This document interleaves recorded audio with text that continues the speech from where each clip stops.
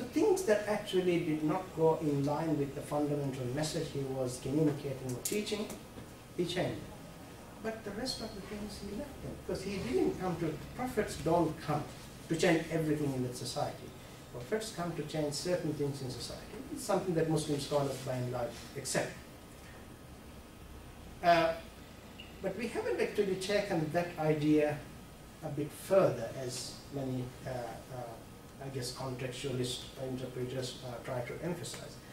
So as long as when the hadith is there, yes, there are plenty of hadiths that actually say very clearly that women are this, women are that, women will be, more women will be in hell, and all kinds of stuff, and that women should, if there was any other one to be worshipped other than God, it would be the husband. All these hadiths are there. Of course, there are questions about whether some of these hadiths are authentic or not, whether these were simply manufactured and attributed to the Prophet Muhammad, peace be upon him. But even if the Prophet actually said what he reported to have said, he was still actually saying those things with reference to his context. Was he actually putting forward a universal value that must be followed by Muslims across the board? Or was he interested in reform and change and fairness and justice? We have plenty of examples even in this area. The Prophet strictly prohibited Muslims from beating women, hitting women. You should be kind to your women. You shouldn't do this, you shouldn't do that. We have plenty of that. Sometimes it might seem, based on the Prophet's instructions are going against even the Quranic values. Remember the verse? Here.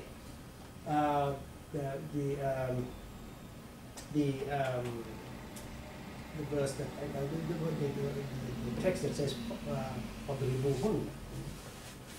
The standard translation is "beat them" or "hit them." The Prophet says, "Don't hit women." Asad, in his commentary on the verse, says the Prophet never hit them. So there's a bit of mismatch here. So if you look at the one can look at individual hadiths, one can look at the collectively what hadith on a particular issue actually communicates, which is again one of the important principles in contextualist interpretation. You don't look at one bit of text, one bit of hadith, one bit of Quranic text. You bring all of those texts together around a particular theme and then try to understand what these hadiths or what these Quranic verses seem to communicate. Of course, you may say, well, we are trying to impose a particular view or set of values on the Quran. That is, men and women are equal, or human rights, all this stuff. But quite apart from that, I think if you look at our own context and the concerns that we have about the mismatch between the context and our understanding of the text, we may say, as Muslims, we have a duty to think about this issue. Forget about, the Western values, and forget about that. As Muslims living in a community like the Muslims in Singapore or Malaysia or elsewhere are dealing with these issues, we have a duty to think about this. Does the Quran anywhere says, or does Hadith, the Prophet actually said anywhere in Hadith that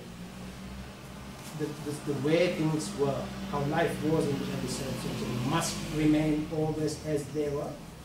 Or this was left open? There was no view on what might happen in the future. Now, if you look at pre-Islamic values, there are many pre-Islamic values the Prophet actually changed. The Quran changed. Examples, inheritance, women, giving more rights to them and so forth. These are Quranic values. And slaves. Many ways of acquiring slaves in pre-Islamic times. Both the Quran and the Prophet actually restricted that and encouraged freeing of slaves. So both of them were functioning in a context recognizing there were certain limitations. And even if the Prophet had wanted, he probably may not have been successful in eradicating slavery or discrimination against women or discrimination against weaker sections of the community. Just look at how much emphasis the Quran puts on the weaker sections of the community. Many of us don't talk about it, but if we go back to the Quran and look at the earliest Quranic verses, what are they talking about? It's actually protection of the weaker sections of the community. Not so much about unity of God and so forth.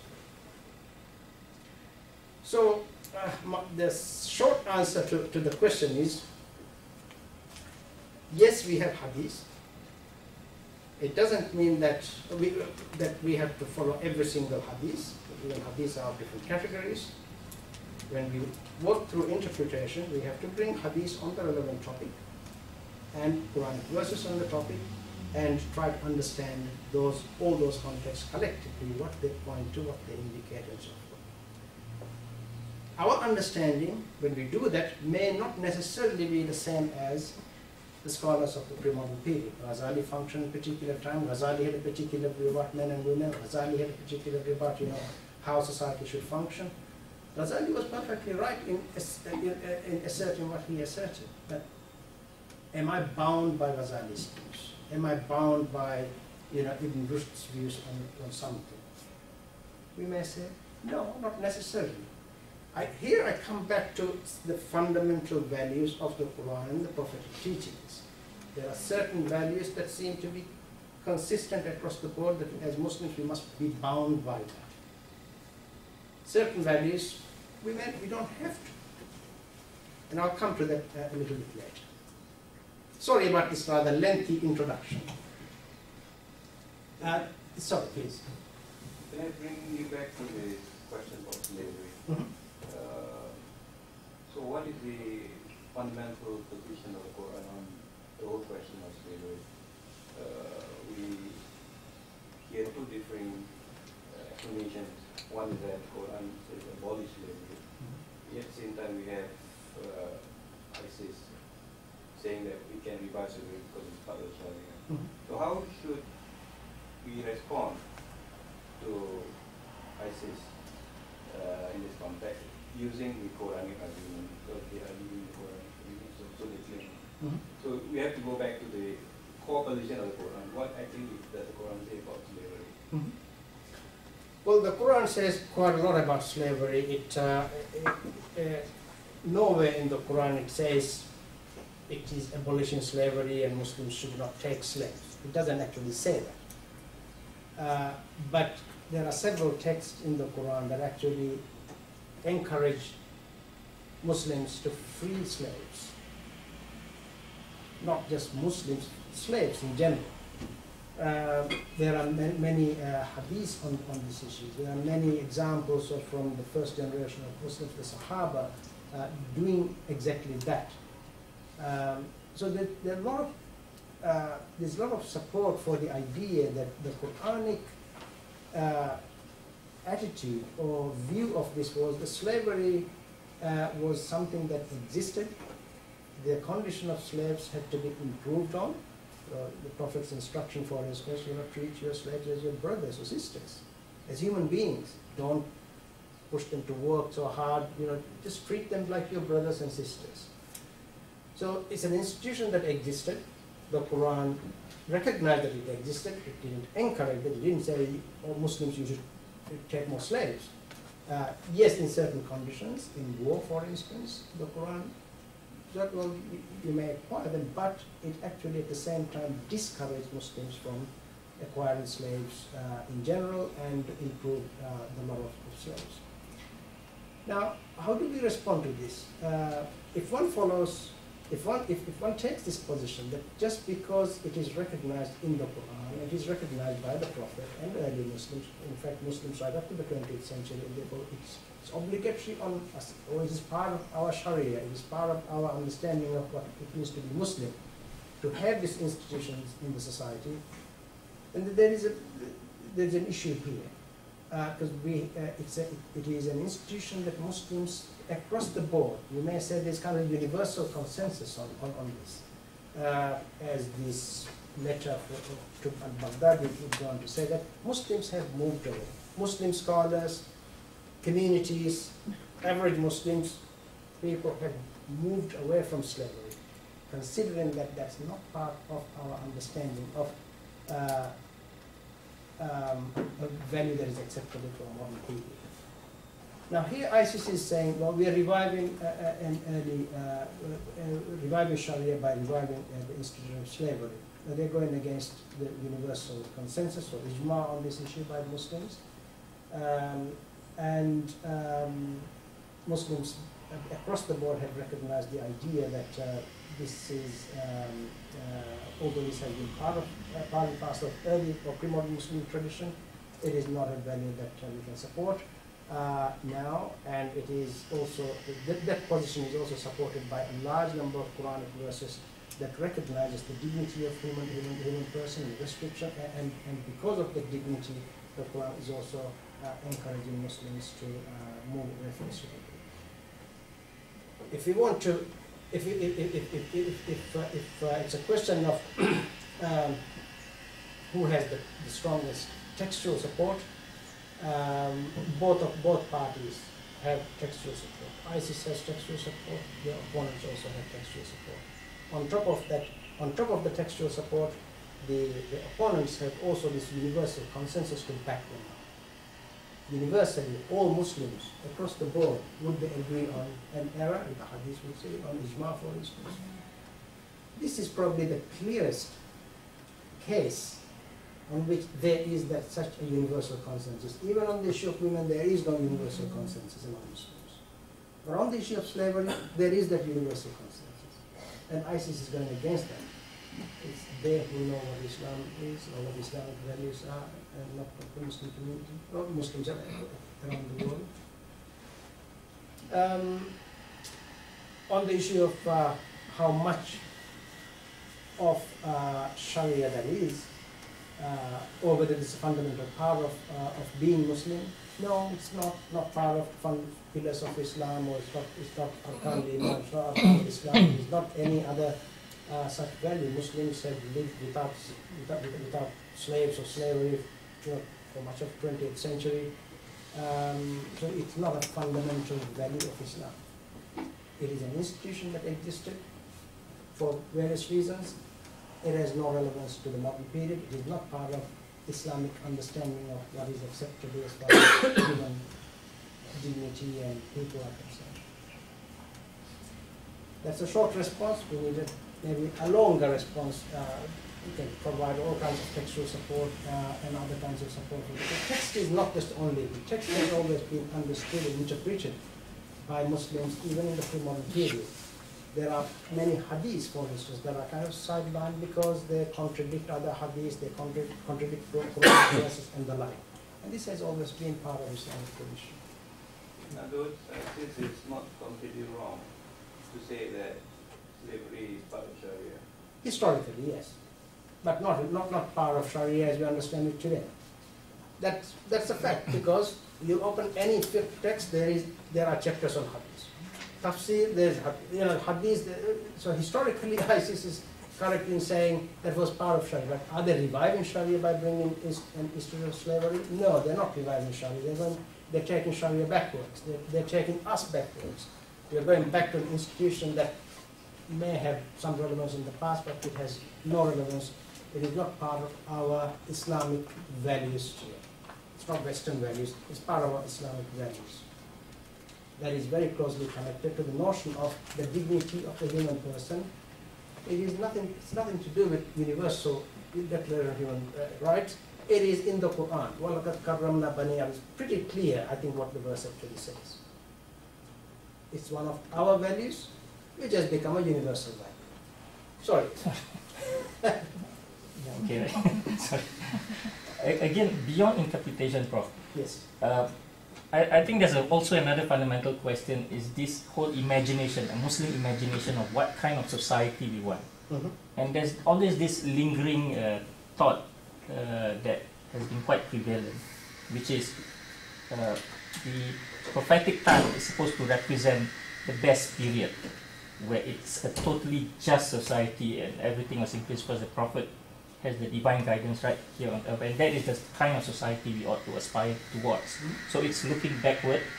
Of course, the question then, the Prophet ride camels, does that mean we ride camels? But people argue that these are material conditions which can change, but essentially the type of society, the type of governance, the kind of value system has been perfected during the prophetic time. And maybe the first 3 generations, and after that is pure decadence, and we are all living in end times that is going backward. So we have to aspire to that.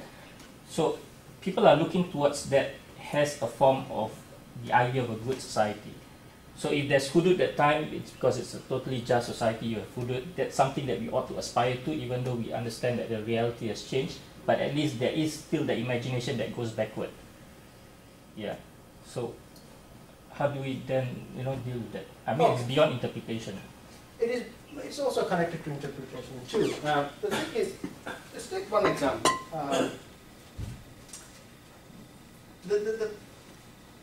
As Muslims, we believe, yes, the Prophet was the best person to interpret the Quran, best person to apply the Quran, and his practice and ideas are an ideal for us. I make a distinction between 2 areas of prophetic activity. One is the area that broadly we might quote unquote call the domain of what the Quran calls the deen, which often is translated as religion, which I have difficulties with. Deen actually covers some fundamental values, fundamental beliefs, fundamental values, and values such as justice, fairness, and so forth. So deen is not about the institutions. Deen is about the values and ideas and beliefs, the universal institutions. All of them are covered by the deen. That's at the very top level, which actually runs throughout our history, and whether we are doing in the 21st century or 7th century, we actually follow those values as part of the deen. But then there is this other broad area. You mentioned riding camels, that I would put that in that category, how certain aspects of how the society was managed also, how the way people fought, the kinds of ideas people had about managing tribal societies or larger societies and the like. But it's not about the material aspect. The material aspects can change, including where you manage a society, where you handle the army, where you handle the pension system. But the higher objective of this is what? To have some kind of decent level of governance so that people are dealt with fairly and justly and in a way that is appropriate to a decent human community. How that is done can change from time to time. Should we have this kind of this system of governance or that system of governance is irrelevant. The issue is whether we have a system that allows management of these affairs in a society. I think that's what a lot of Muslim scholars were concerned about. Sometimes we reduce that debate to caliphate.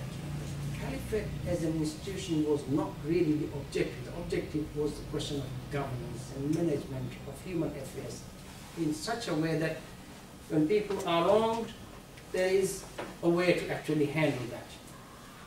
It's a question of managing the society. How that is managed is a different story. That can change from time to time. So I actually make a very clear distinction between what I call the deen part and the non-deen part. Sometimes this is translated as religious or non-religious or cultural. I don't actually translate that in that way. Because deen in the Quran is a lot broader than our understanding of religion. Deen is a way. Deen is, perhaps even looking at the word, the belief system. All of that are covered by the category of deen. So here you have universal values, universal ideas, universal institutions that go across the board, right up to the modern period, but a lot of other things that we often consider to be part of the religion, part of Sharia, but are not actually universal. Again, this goes back to the way contextualists approach the issue of values, hierarchy of values. There are certain universal values, there are certain non-universal values and institutions, and that those non-universal values, they may change depending on the context. In terms of men and women, how you deal with men and women, the issue is justice and fairness and so forth, human dignity and all of that. You know, in certain periods of history, the context may not have allowed for all those ideas to be realized. But what if the society allows it to be realized as we have now? What if the society allows us to actually move away from slavery? And it is very Islamic to adopt the idea. Values actually change over time. We think Islamic values always have remained as such. No, values have changed. And this is one of the values that has changed based on the context. Okay, shall we continue or let's take a break, 5 minutes. How much time do we have? Because I still haven't gone to the basic framework, where I'll just cover that. Yeah, we'll finish by 12:30, yes. After this very lengthy introduction, I'll just go to the framework.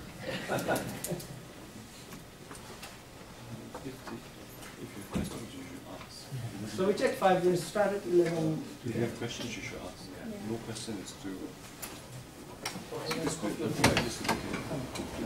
perspectives.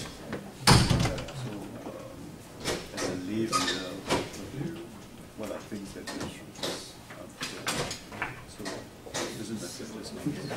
Oh, sorry. I'm sorry for the introduction.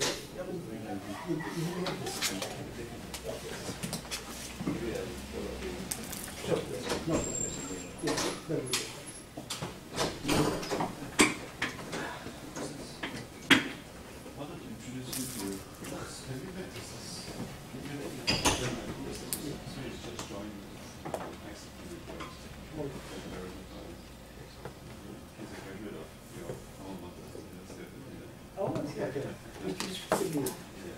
Sorry about it.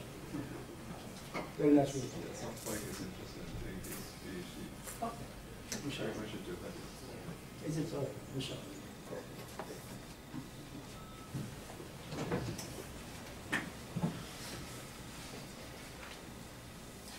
From some of the Arabic verses, if you, I mean, if any comes across later, help us translate for benefit of people like Judy. Oh, I'm sorry. Yeah. But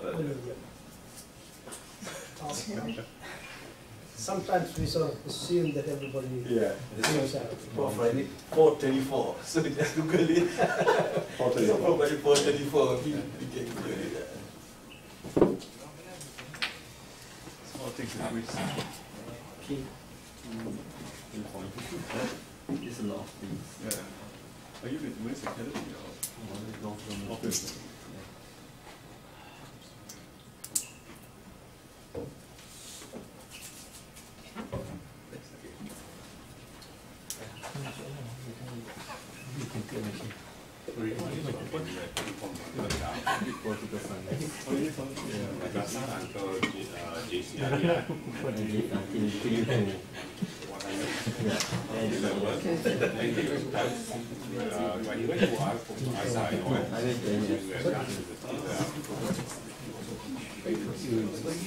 I went to your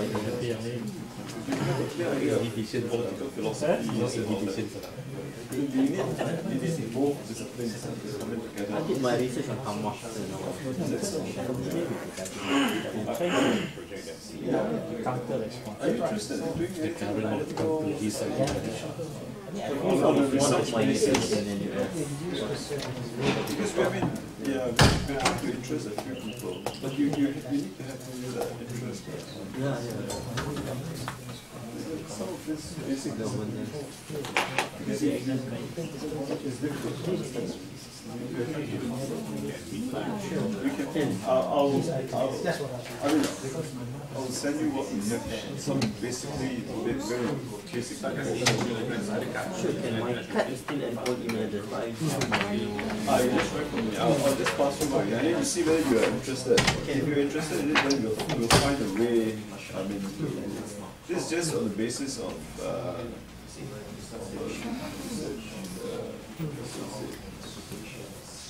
I mean, we have to do some extra work in the sense that, you know. but I like to Yeah, but I know research some on people what are they say, probably, you know, personally very interested. Yeah, so, and then, you know, you can spend. I think pause the video, the pause. Pause. Yeah, because Because when I was in, after NUS, I went to UI. We have to pause. what is this? After that, we have to remember to Unstack. switch. I hit on political and political thought. Okay, I'm not too sure how do you this. Do you know? Well, eventually it's supposed to lead to a teaching model. No, it's still recording. That looks all the way from starting with Mawardi and then all the way, not comprehensive. But we're looking at 70. Is this the mode one? You know, 70. And It's look not at touchscreen, whether right? those Or teams, touchscreen. No, it's not. I have no and to answer the research How you questions relate to the contemporary? to the contemporary. Oh, And maybe, by yeah. our That's part of the. Look at this. Where it says contextualist interpretation and practice.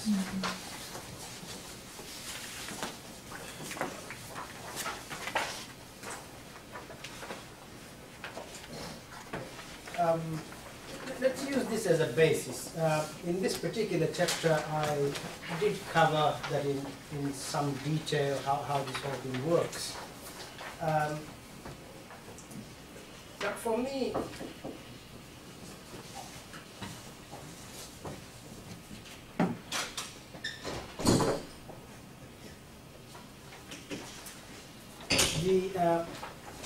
I think there are several ways of doing this contextualist interpretation, but one way of looking at this is perhaps by looking at, by considering this as a four-step process.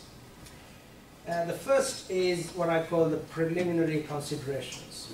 If we are interpreting any text, say, this applies to Hadith, this applies to the Quran, but let's focus on the Quran for the time being.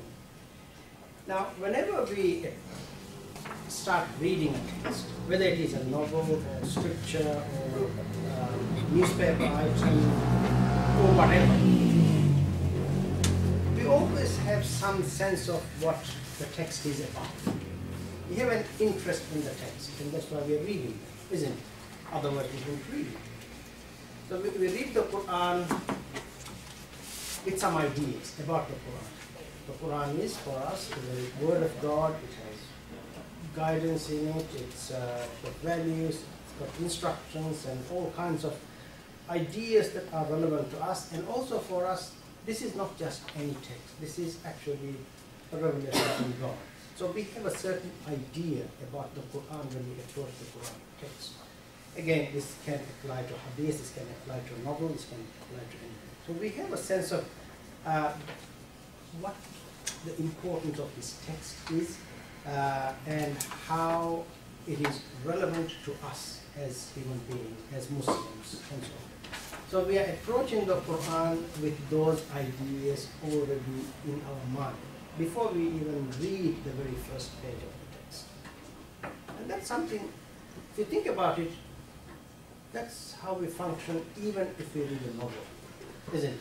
But of course, when we read the Quran, we have a lot more ideas about the importance of the text than a novel. The idea is we have some kind of familiarity with the text even before we read the text. A basic familiarity with the text even before we read it. We also need to keep in mind that when we approach the Quran to interpret this verse or any other verse, we are approaching that with certain assumptions. certain values, certain likes and dislikes, certain hopes, certain things that we consider to be appropriate, not appropriate. That's all in our head. We can't get away from that. So whenever we approach a text like the Quran, we have that very strong dimension of subjectivity associated with us. The idea that I, as a human being, can approach a text with complete objectivity is highly problematical. It doesn't work. It never happens. We may always strive for a degree of objectivity, but as human beings, given the way we function, we may not be able to achieve that. Never. So I recognize that I have these limitations when I approach a text. This is basic stuff when it comes to interpretation. But some of us, some Muslims, believe that when we read this hadith or this part of the Quran, we are approaching that with complete objectivity. We ask them, what do you mean by complete objectivity? And we say, well, this is the text, this is the meaning, and this is how it must be understood. If you say, well, what if I read it slightly differently? The same text, maybe I look at it from this perspective, or from that perspective. No, this is the only way to understand the text. I have a fundamental problem with that idea. I don't think that's how we actually function. So the values we may have would influence how we interpret a text like this. For instance, if I strongly believe that men and women are fundamentally not equal, men are superior to women, men are this, men are that, then that would affect my reading of this text. Somebody else who actually share the opposite view, or maybe another view where it says men and women are, they're very much equal. It doesn't mean they're the same, they're equal. Intellectual capacity, and ability to do things, and ability to do job, and all of those things. That person would read this same text differently. Someone who accepts slavery as part and parcel of Sharia and part and parcel of Islam, and that's how things must remain, that person's reading of all the verses related to slavery would be affected or influenced by that. Why can't all of us look at the same text and arrive at the same meaning? We are different. Psychologically, we approach things differently. Our likes and dislikes are different. And our understanding of what is acceptable, not acceptable, what are more, very important, not so important, they are different too. And all those differences means different understandings. The basic linguistic meaning may be shared, but what collectively all those linguistic bits of the text point to may vary. When you look at the text as I showed here, for 1400 years, the vast majority of Muslim scholars, theologians, jurists, linguists, historians, you name it, we're talking about millions of people, read this verse in a certain way. Because their context, the social, political, cultural, intellectual context in which they function, facilitated that particular understanding and interpretation. Suddenly, not so suddenly, but in the 20th century, 21st century, we are starting to ask questions because that understanding conflicts with understandings we see in our day-to-day life. So the world of the reader, which is the second sort of box here, is important. Just recognize that we have these limitations. Many of us don't even think about it, don't recognize that we have these limitations. We are not like robots. We just have likes and dislikes and the like. I mean, our family does influence us. Our school, our teachers, our colleagues, they all influence us. So the whole point about this is, even before we start reading the text, we recognize that there are certain limitations in which we function. And the other issue, the third box, deals with language and meaning. Again, our ideas about how language functions, what meaning is, nature of language. Language is a very complex thing, isn't it, as we know it. Philosophers and everybody else, linguists have been researching about language for centuries. And there are different understandings of what language is, what meaning is, isn't it? Sometimes we take the idea of meaning as something very basic, very simple. Just look at the language, the text. We know the meaning of the text. But there's a lot of philosophical debate about meaning. Again, we don't have time to go into that. Let's keep this in mind. There are different theories about meaning, different understandings of what meaning is. Meaning is something that is extremely complex. Meaning is not something that we can reduce to just one thing and say, well, that's it, and there's nothing else. There's always something else that can be said about the text.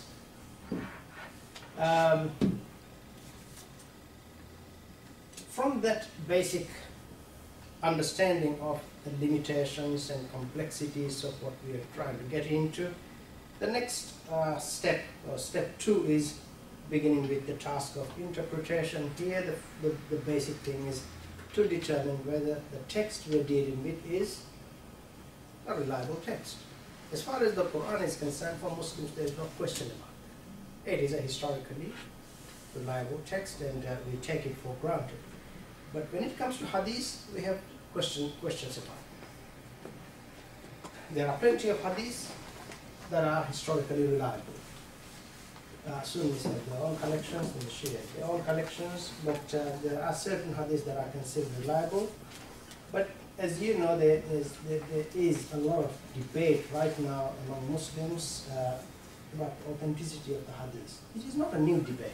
It has been going on for centuries. Muslim scholars for centuries have been arguing about the issue of authenticity of hadith, and Muslims develop certain criteria by which they determine whether a particular hadith is authentic or reliable.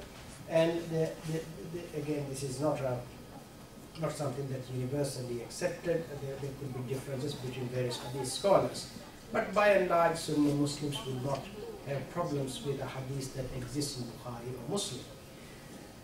But even if one actually accepts the text of the hadith as reliable, there may be differences in understanding of the hadith. On any issue that we can think of, whether it is slavery or women or any other, or war, jihad, there are all kinds of hadiths. Some supporting, some not supporting, some emphasize this meaning, some others emphasize that meaning, and that's the nature of hadith. When it comes to hadith, we have more difficulties with dealing with that than the Quran. The Quran is a relatively small text, but we have hundreds of thousands of hadiths. Some are reliable, some are not so reliable. Now let's move into the next stage, where we actually deal with meaning of the text.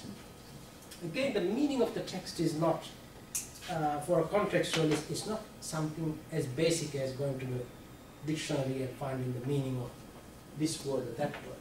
There's a lot more to do there. So first of all, a text like this, I'm just kind of summarizing lots of this because of the time. A text like this, we need to look at the context in which this text functions, the literary context. I mean, the immediate context for our purposes here. What's before, what's after? What is it? What's this? These texts around this actually talking about? Sometimes we have this tendency to just take a text out of the Quran and say, well, this is the Quranic position on this. It may not be. because there may be other texts that have reference to that issue elsewhere in the Quran that may actually give a completely different meaning. So we look at what's before, what's after, maybe few verses before, few verses after, just to get a sense of what this text is talking about. Is it talking about husbands and wives? Or is it talking about just men and women? We know that from the context. That's the literary context. For something like this, at this stage, we also need to get a sense of what the macro context of this text like. What does it mean? Macro context. When I say macro context, I can talk about macro context 1 and macro context 2. Macro context 1 refers to the social, political, cultural, intellectual, and economic context in which this text came about. That is how things were in early 7th century in Makkah and Medina, or Medina. That part of the world, the region, the time, the people, the values, the ideas, the institutions, all of that existed in relation to this. That means I need to understand, I need to go back to historical sources. Quran, Hadith, historical sources, to get a sense of how this issue of relations between men and women functioned at the time. What were the considerations there? What were the values that existed? How did actually people look at the issue of women or men? The relationship between men and women, husband and wife. Who does what? What were the expectations? Politically, what was the situation like? Ethical and moral values associated with that. So all of that I need to reconstruct. But there's a problem here. Because I'm dealing with a historical period, I may never be able to fully reconstruct the context. Again, there's a limitation. I may provide an approximation of that, but I may never be able to fully reconstruct the context. However, I may try. The position I take is that when we actually dealing with a text, say I'm saying something, right now, at this moment, to this audience, this context may never be able to be fully recaptured. It's impossible. It cannot be done. This moment goes, and then we have a new context. So in my attempt to recreating or reconstructing the macro context, one, I will try my best to the extent possible to find all the relevant information from all the sources that are available, and in doing so I may be providing an approximate context. Again, the other limitation in this reconstruction is, again, because of the subjectivity associated with me, I may emphasize certain things over others, I may de-emphasize certain things, because that's the way we look at the world. We don't look at the world from outside the world. We look at the world from a particular perspective, always. That's how we function. So I can never be outside the world and look at the world complete objective. That can be done only by God, not human beings. We function always with this limitation. So we shouldn't be pushing this point too much. Say, well, this is the only way we can understand the pre-Islamic situation or early Islamic situation. I may try my best, you may disagree with that. You may have a good argument, I need to listen to that. Having done that, that's a very important part of this, because that actually helps us understand what were the most important values and ideas and institutions in that society, and why those ideas are connected to this text. And in our understanding of this text, we need to actually have a good sense of that context. And if we have that, we will have a better understanding of this text. So text always in context. We're trying our best to do that. Now from that, we can, once we do all of that, we could actually look at the linguistic side of things. So we are coming into the linguistic side after a bit of longish, tour. Then we look at the linguistics. We look at what each word means, the singular or plural, what this al means, the way the sentence is constructed. Here we are looking at the syntax, the morphology, and stylistics and pragmatics, all those aspects of the text. And we have to be faithful here. We shouldn't be playing linguistic gymnastics. Basically, we have to be faithful. We have to understand the linguistic meaning of the text. That is the starting point. We don't say, oh, this word doesn't mean this. How the word was used in the tradition is important. We need to get a sense of how the words and the phrases were used and understood in the tradition. Once we, again with the linguistic meaning, we cannot say that this word means only this and nothing else. Qawwam ala or qa'im ala means taking responsibility over something. And when it is put as qawwam, something is emphasized there.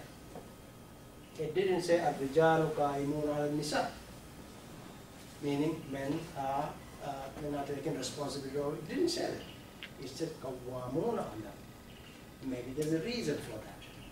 So we look at all these little details. We ask this question, what does al mean here? Al in Arabic can mean the. If we say rajul, means man, ar-rajul means the man.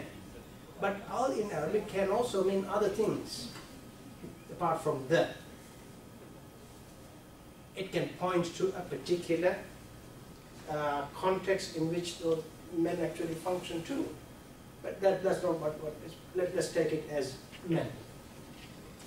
So the point is, we deal with the linguistic meaning of the text in a fair bit of detail.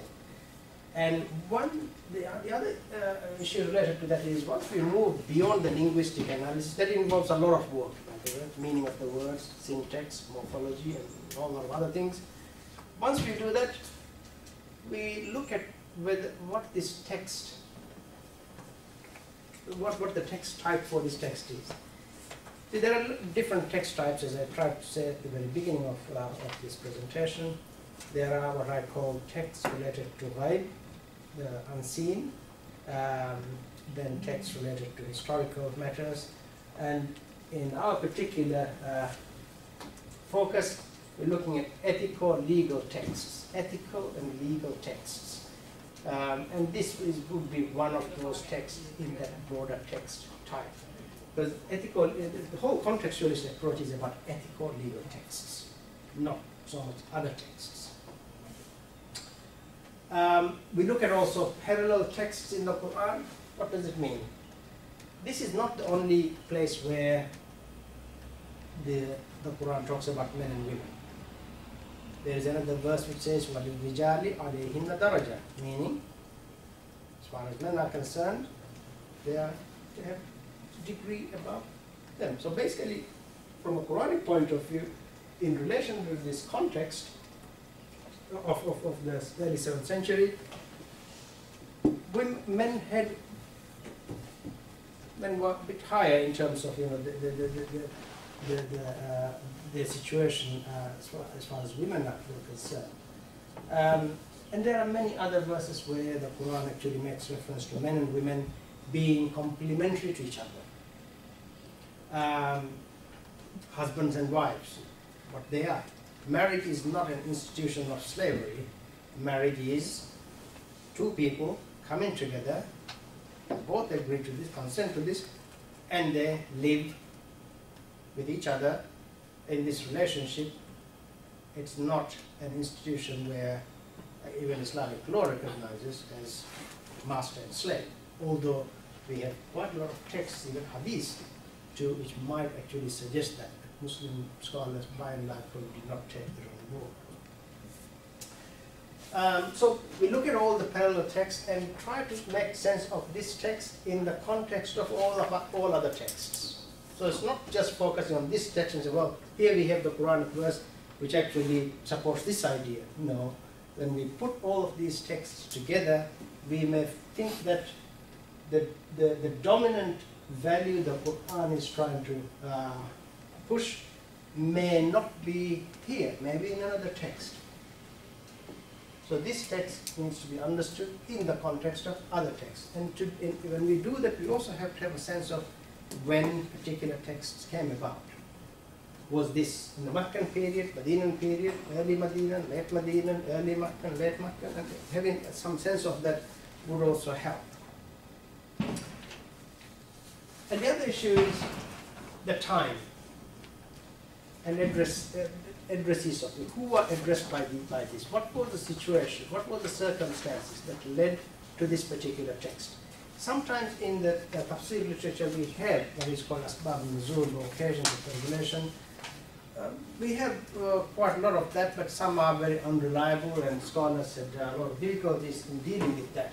But if we have some historical evidence to suggest that this particular verse came about in a particular situation, addressed to a particular person, or in a particular specific context, that helps us understand the meaning of the text better, I guess. The other issue is how this text was understood by the first generation of Muslims.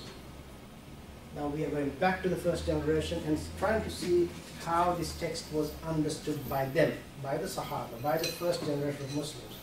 Because it's very important to, if we have any evidence, it is very helpful to understand how they understood it. Their understanding is important, but whether we should follow their understanding or not, that's a slightly different issue. Again, we're trying to be as fair and as objective as possible in relation to the meaning of the text and how that was understood.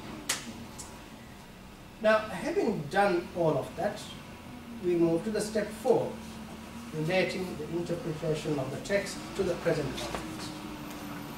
But before we do that, we also need to understand how this text was understood through successive generations.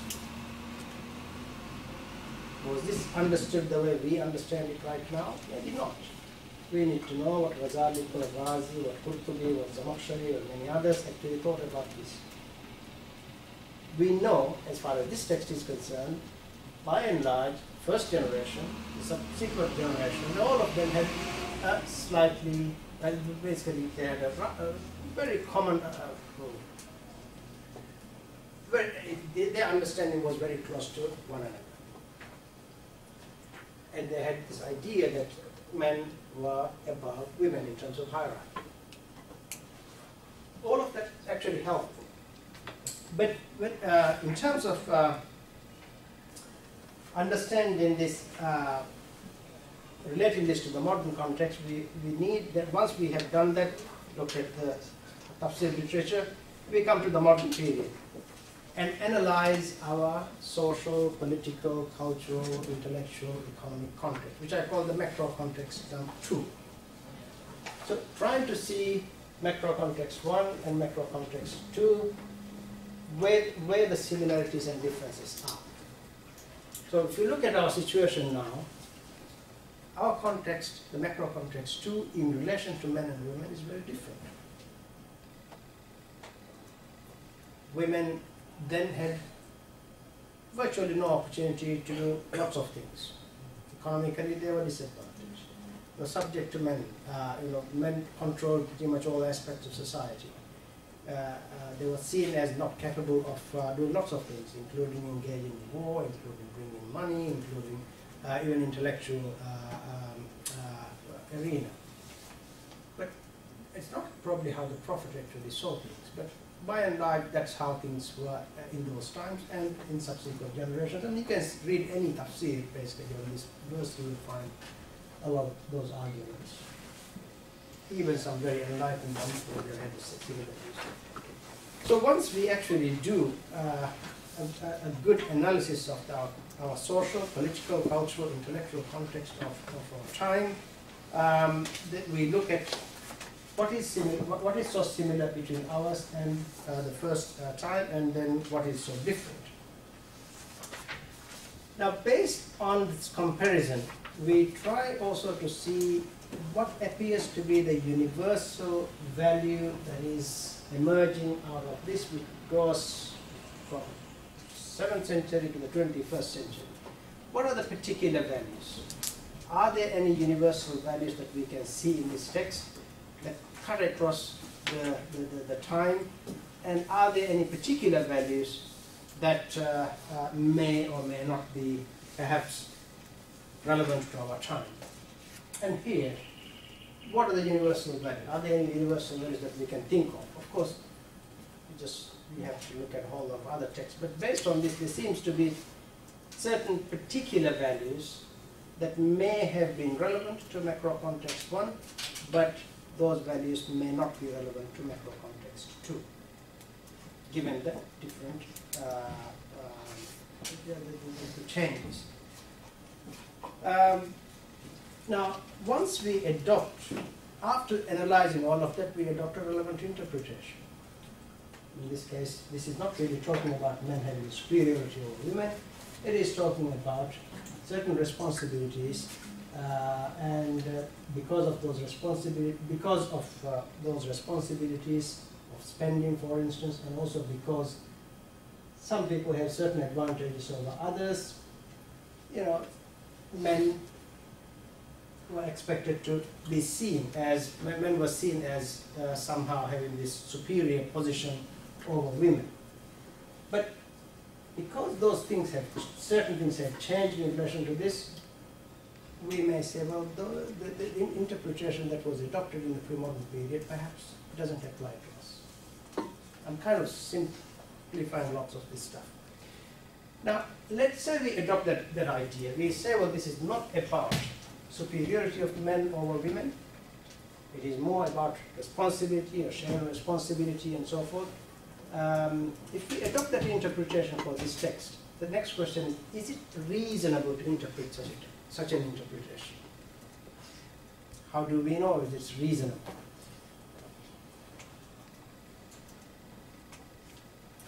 Reasonable in relation to the community of interpreters, or interpretive community, so should say interpretive community. Let's say as a Muslim community functioning in Singapore, if we adopt that interpretation, would that be reasonable? Why?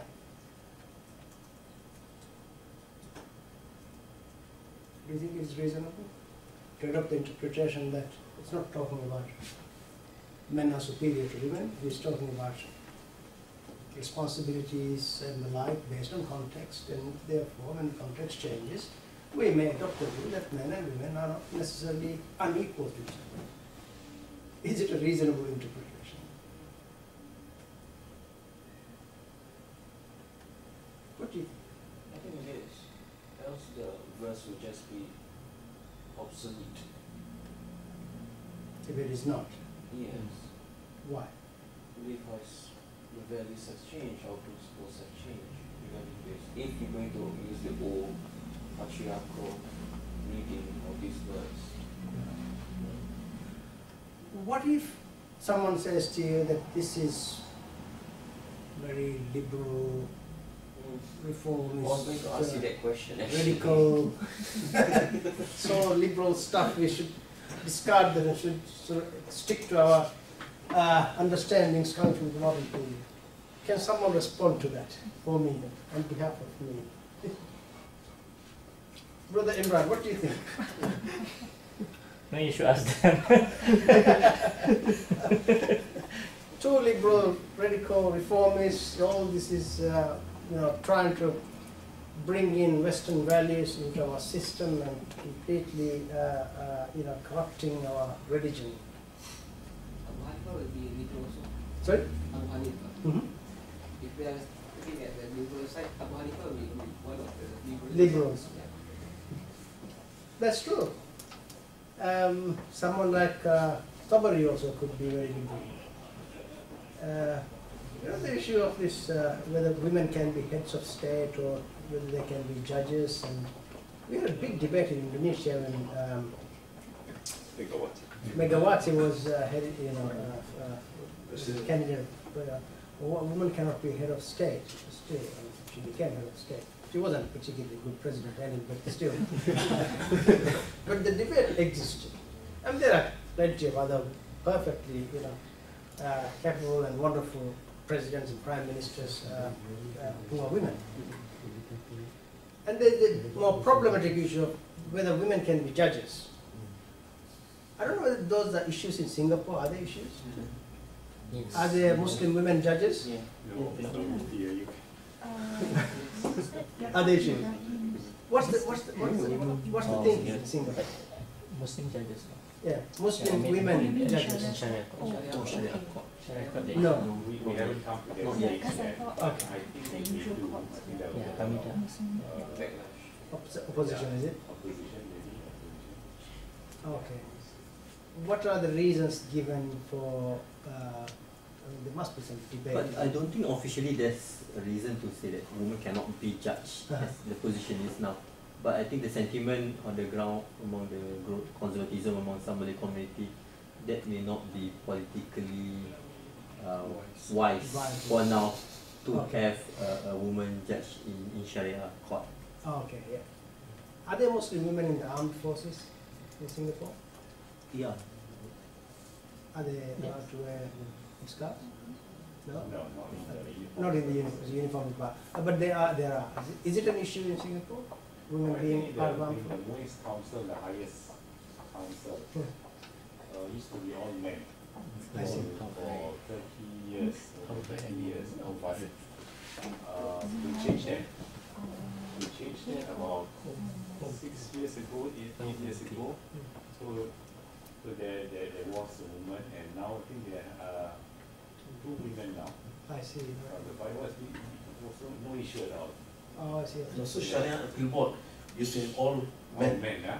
Yeah. But I think since for the past 5 years we have So included appeal women. board judges, there are men, there are women. Yeah. Appeal board judges, Okay. the appeal board 3 judges sitting, Yeah. And there are yeah, women. there are women. Okay. I think sorry. Yeah. No, we find it's useful because there are, when cases appear before the judge or judges, it's a lot to do with women. Yes, family, exactly. So I think the decision taken, I think there was a fatwa or the decision taken by that it's useful for women to give the Women's side of the news, and we can understand the issue better. Okay. So judgment have to be better judgments. Do Muslim women actually study law in Singapore? Yes. Yeah. Partly. But I think to be judge of Hakim of Mahkamah Sharia, I think should be very easy. I mean, it should be an issue, Shouldn't be an issue. The registrar now also a female. You have one in the appeal board, right? One in the appeal board, yes. Registrar of the Mahkamah Yeah, is it's a a female. So It's slowly moving. Slowly moving. moving there. Sorry. I think the more difficult part is the intersection between interpretation and law, codified law. I mean, Singapore is one of the few countries who have not ratified fully CEDAW because of there's few articles, 1, 2 and 16 right, is particularly relating to Muslim issues. Yeah. Because like inheritance, for instance, it's clearly spelled out in Amla that it's 1 to 2 division. Yeah? So, I mean, you can argue that there are multiple interpretations and all that, but once it's codified as law, then it's very difficult to move it forward. And any attempt to amend that will also be seen as meddling with God's law, etc. So that's the difficulty. So in Singapore, family law is codified, is it? Yeah, yeah. Okay, so that's based on, okay. It's an interesting case of whether a woman can be head of state or can be a judge. A head of state, what is the basis for that particular view? There's nothing in the Quran, is there a hadith on that? Sorry? Oh, can a woman be a head of state? people believe that she can't rely on the hadith it says that, you know, The curse. the curse, Women become. of women becoming a Yeah. leader in that country will be Be doomed. a state of chaos and be doomed. Yeah. Abu Bakr said this. There is a hadith Narrated the hadith. attributed to the Prophet, Authenticity. but this is a good example of dominant values in society forcing a particular understanding, then that understanding becomes the norm for pretty much the last 1400 years. In what context the Prophet said that those things are completely forgotten at the sideline, because a woman, how can a woman can be head of state? Well, at least. So when convenient, the tradition actually adopts a lot of these ideas, and then perhaps supported by a hadith that might or might not be very strong, or contextually not so relevant. Because the Prophet was talking about something else. I mean, he didn't actually say universally this is how it should be. You know, a woman is so incapable that she may never be able to be a head of state. It wasn't, when you look at the hadith and the context, that's not what But it is. isn't that relating to the Battle of the Camel, where Sayyidatina Aisha was leading the Muslim army against Exactly, yeah. Caliph Ali, Yeah, and that the hadith was in that context. in that context, Yeah. yes. And I also need to understand that Abu Hurairah, you know, many of these hadith of women that place women in this position comes from Abu Hurairah, who in that lifetime of Prophet, he was close to the Prophet's family, but there were some dynamics between him and Aisha, you know, Aisha, and a lot of rivalry and you know. That was a So criticism. there's a belief that even the hadith fabricated, you know, which are not reliable coming from Abu Hurairah. I don't know, that's another. I mean, that is said also because Abu Hurairah had a particular view of women, and therefore, you know, he had these hadiths, and Magnisi, I think, makes their arguments too. But on a number of occasions, Aisha, the Prophet's wife,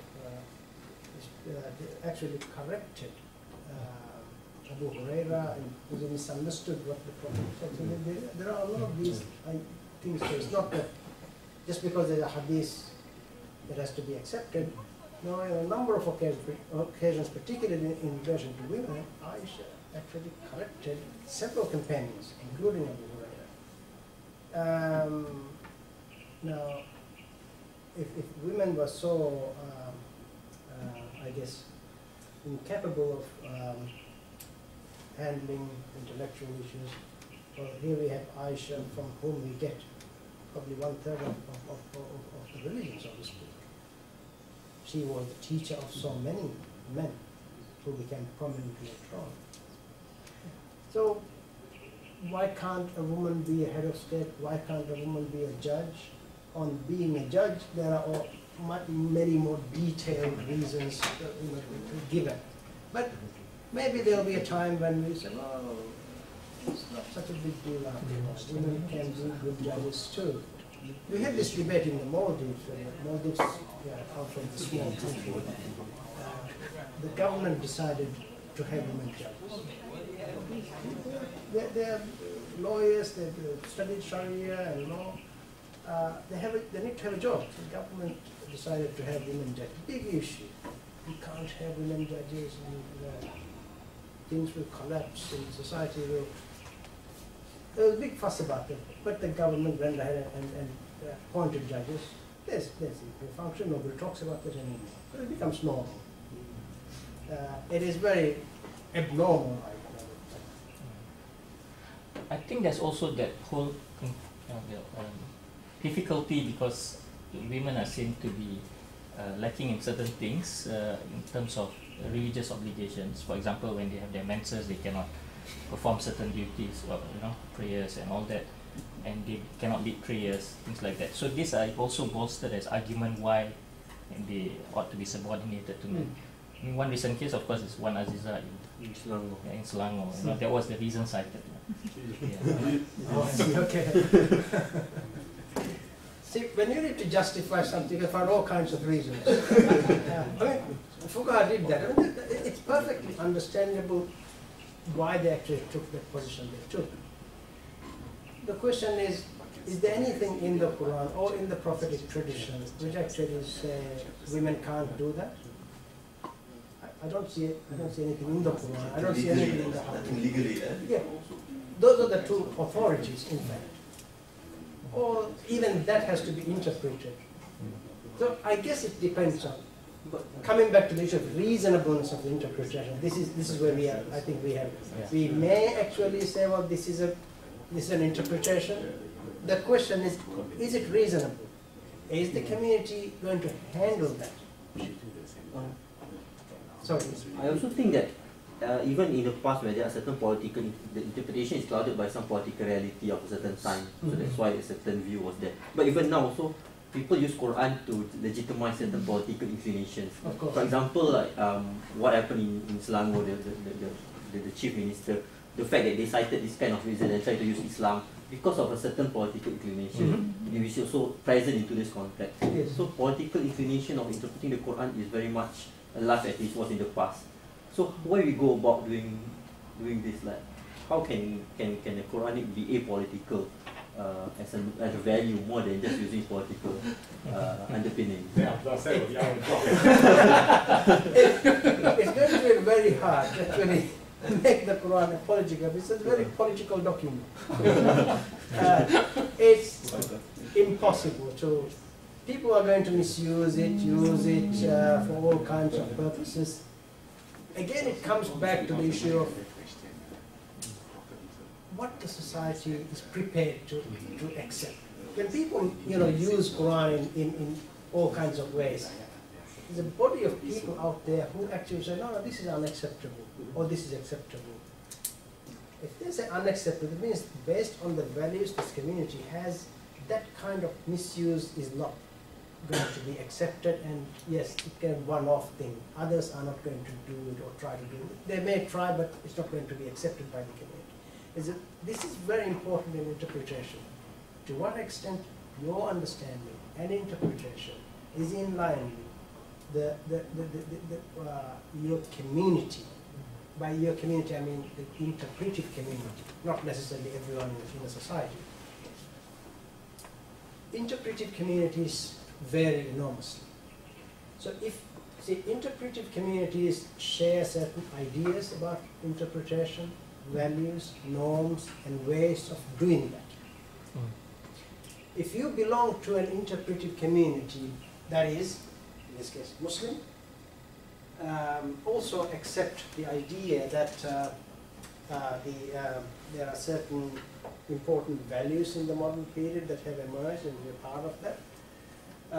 And in reading or relating to the Quran and Hadith and Sunnah, we should have an open mind about interpretation of texts, and that we shouldn't be going against the very fundamental values and so forth.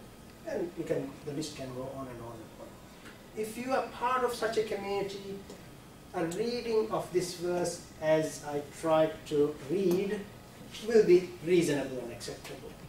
But if you are coming, let's say, from ISIS or some other group, this reading is completely rejected, unacceptable. It's Western, it's all liberal stuff, nonsense. This is not how we understand the text.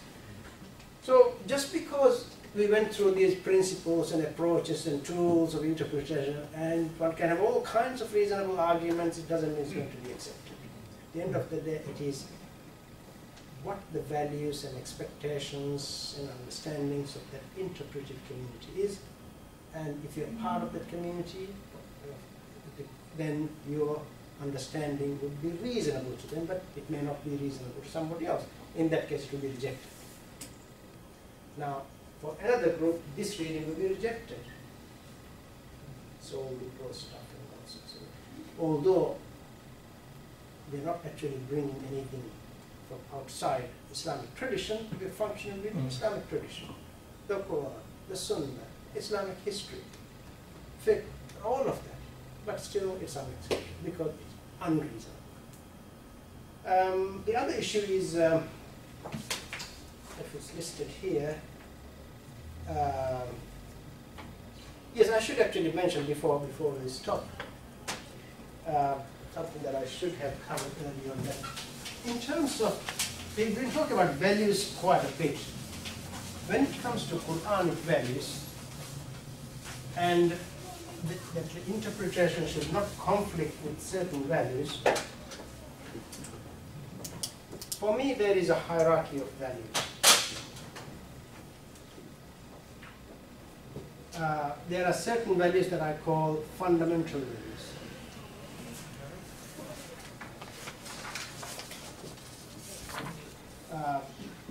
These can include the basic beliefs we have,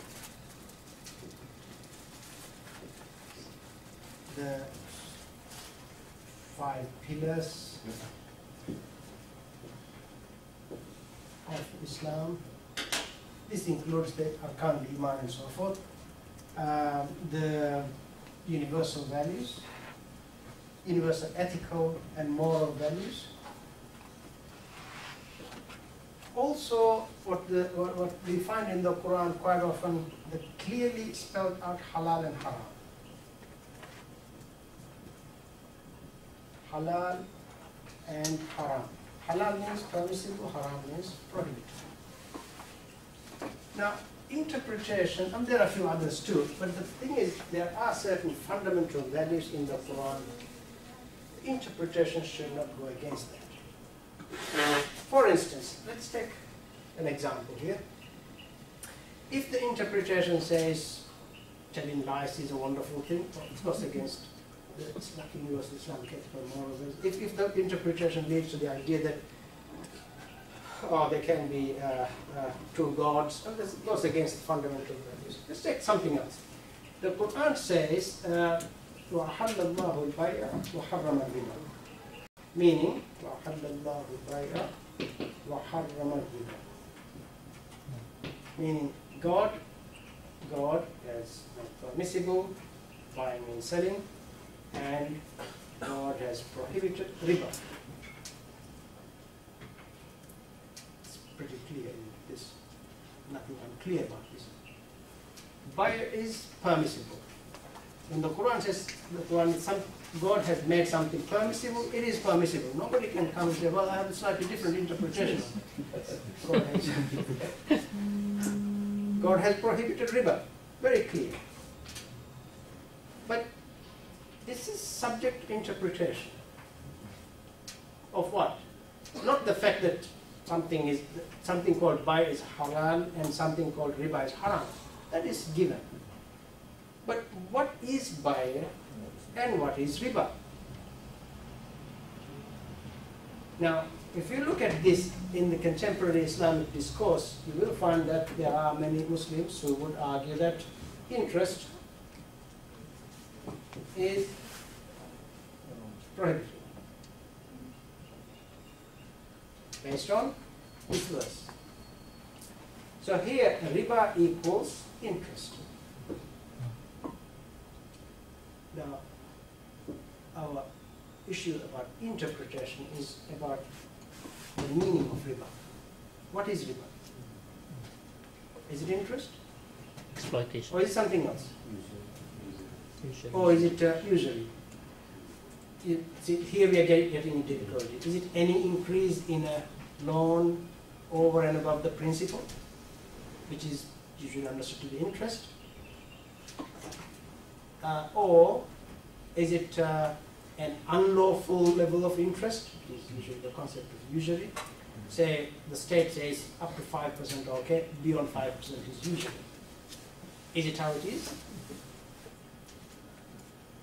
Many Muslims would say that riba equals interest.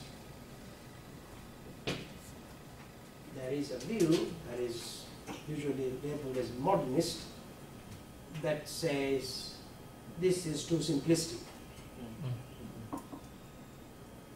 But if you say that to many Muslims, they would say, you are a modernist. Liberal. Liberal, you're radical, reformist, whatever. Now, probably many forms of interest would be riba. But there's two complex. Let's look at it. The thing is, this, see, if someone comes up and say, well, I have a new interpretation. Because of the changed context, riba must be halal. Because of the new context in which we are living, because everything is based on riba, therefore riba must be halal. That's a problematic interpretation. That should be rejected because it goes against a clearly spelled out halal and haram in Islam. But if someone says to me, well, some forms of interest should be allowed because they're not unjust or they don't lead to this these results, and therefore some forms of interest, based on my understanding, should be halal. That person is interpreting riba in a certain way. The person is still saying riba is haram. I accept that riba is haram, but I feel that some forms of interest is halal. Meaning that I don't believe that some forms of interest are riba. There's a different issue. There are some Muslims who say, well, changed context means we must declare riba as halal, which goes against a clearly spelled Quranic concept of halal and haram. We are not actually getting into what riba means. That's a complex debate. Muslim scholars will be dealing with this for maybe a few decades. The commonly understood meaning of riba is, for a lot of Muslims, riba equals interest. But let's not get into it. So there are certain things that are called fundamental values, which any interpretation must recognize that, must not go against those fundamental values. There are other kinds of values. I think in the chapter, in my sort of thinking about fundamental hierarchy of values,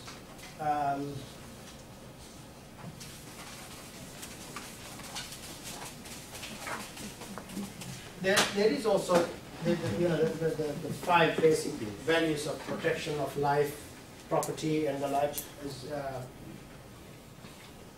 the 5 universal values.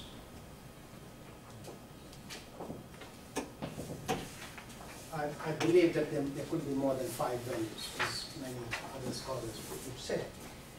But once you go beyond fundamental values, there are lots of other values in the Quran.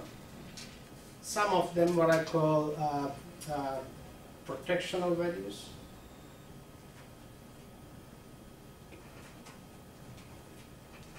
Implementational values.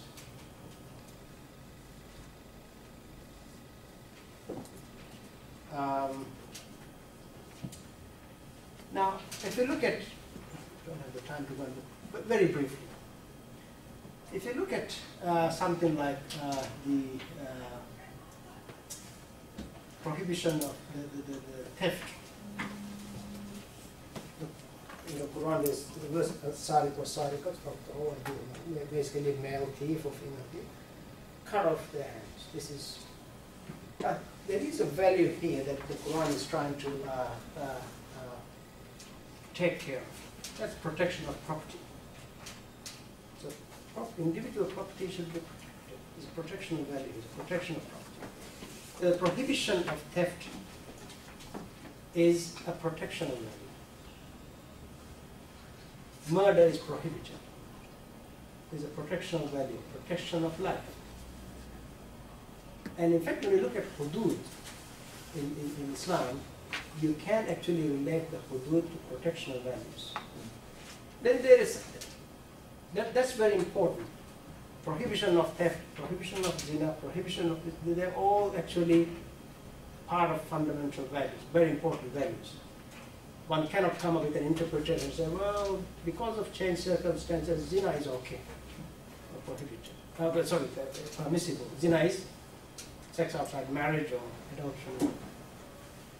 Because of changed circumstances, theft must be considered acceptable. Theft is prohibition of theft is an important value. But in order to maintain this or protect this, there is what I call implementational values. This is where the hudud comes.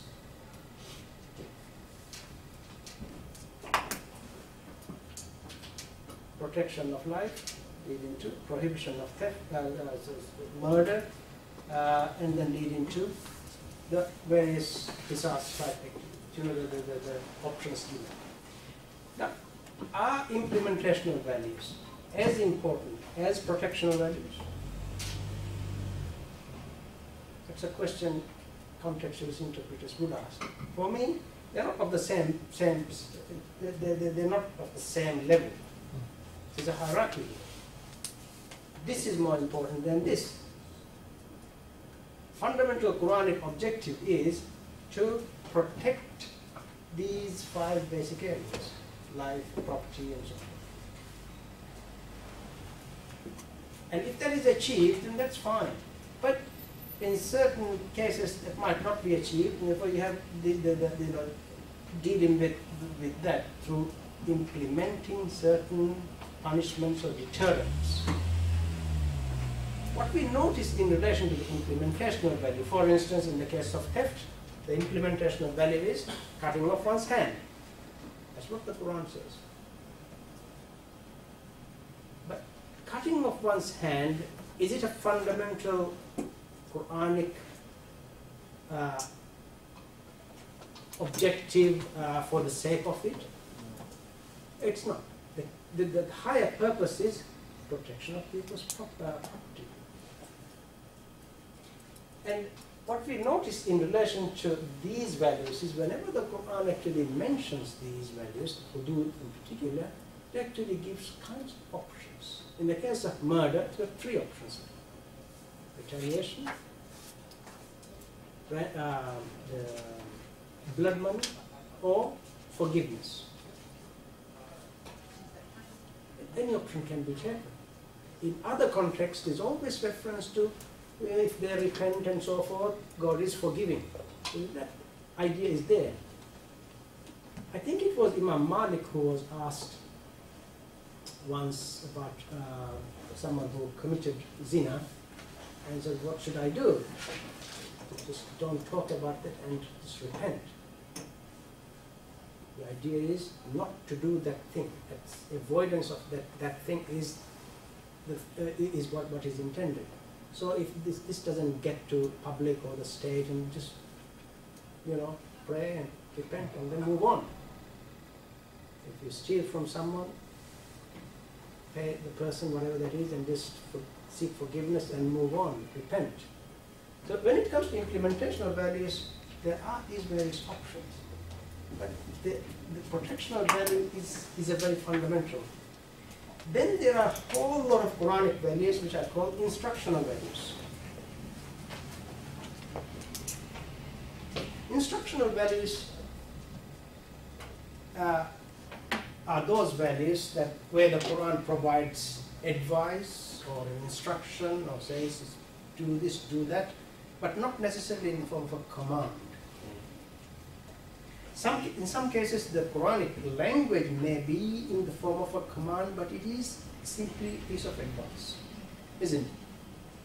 In Arabic, when we use the imperative, that is al-amr, it can mean 8 different things. Al-amr lil-wujub, isn't it? Amr, or the imperative can be in the sense of a command, something that you must do, or it may be a piece of advice. So there are lots of instructional values. For instance, there is a verse that actually asks Muslims to say assalamu alaikum or greet when you enter a house, and don't enter a house from enter the house from the doors, or those kinds of things. These are pieces of advice. Some of that can be obligatory, depending on how the Quran actually puts that and how in the overall scheme of Quranic values where that is situated. So some instructional values can be fundamental, very important, universal. Some may not be. Depends on how frequently the Quran makes reference to that, how important that is in the Quranic value system, and how other scholars and thinkers and the first generation others actually thought about it. So some instructional values can be as part of fundamental, but many instructional values may not be. So we have more room as far as interpretation is concerned when it comes to instructional values. But we still have to analyze that, look at, you know, how important is, how important. But for instance, I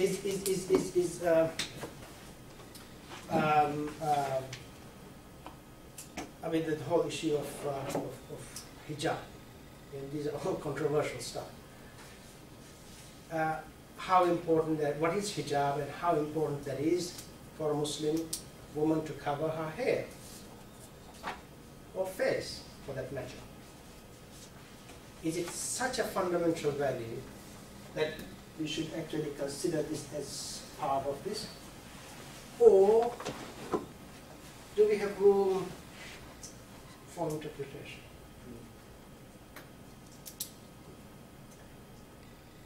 Again, it's a very controversial area, I don't want to get into that, but the point is, even when it comes to the issue of hijab, the Quranic verse, for instance, which actually appear to ask Muslim women to cover, if it's such a fundamental value, but let's define it, covering a Muslim woman's hair, part of her body, of course,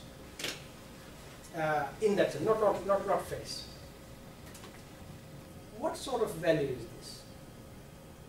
Can we say, well, we read this text related to hijab and say, well, it doesn't, it's not an obligation. The verse actually seems to suggest that it is an obligation.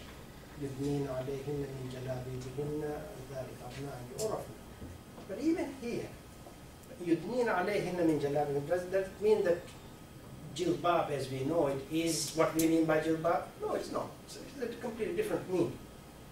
We are talking about a society in which women did not have huge wardrobes and the latest fashion from New York and Paris. People had very basic clothes. A lot of people were very poor. They didn't have probably even 2 pieces of clothes sometimes.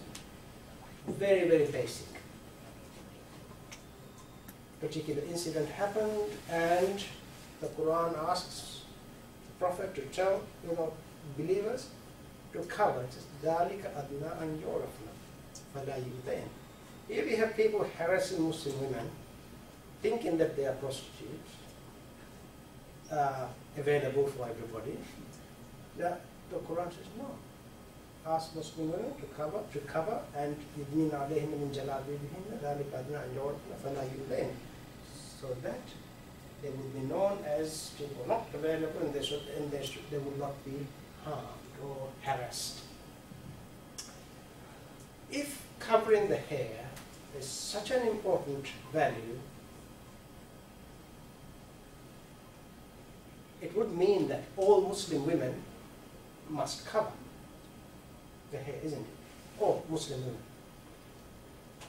Like this. If it's such a fundamental belief, it should be that. But we know historically that, I think it was during Umar ibn Khattab's time, he saw a lot of women in Medina covering, slaves, women in Medina covering. And he said, what's this? His view was this is more for free women, not for slaves. And even when we look at fiqh books, you know, fiqh texts, what is the minimum free women, slave women should cover? According to some schools, it's from here to here. It's strange. But if it's such a fundamental value, Why make the distinction? Of course, in Muslim history, that's not how Muslim societies function, but these views do exist, isn't it? We do have these views in fiqh, for instance. This minimum aura for aura means the part that should be covered. Minimum aura for a free woman, entire body except hands and face for most schools, and for some schools, slave women don't have to cover too much. So, but these things are not talked about in the context of covering, because they are inconvenient bits of information that might not help us. I think I must shut up. Any questions? Sorry, before I go to summarize that, a contextualist interpretive framework is one where the context of the text and the context of the interpreter is emphasized.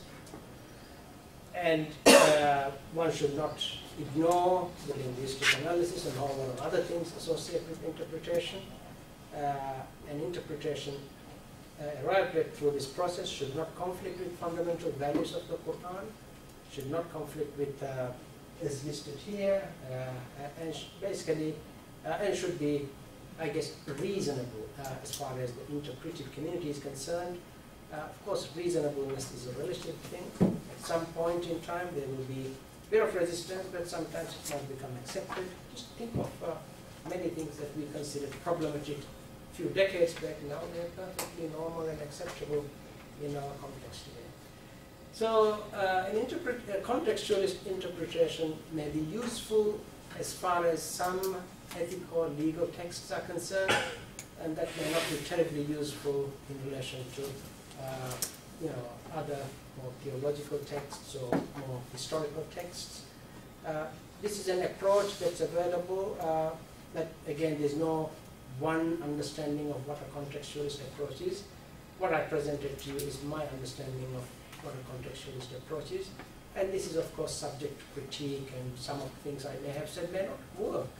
And it's up to the scholars and others to say, well, you're wrong on this, this doesn't work, or this doesn't work. This is a discourse in which all of us are participating, and my word on this is not the final word.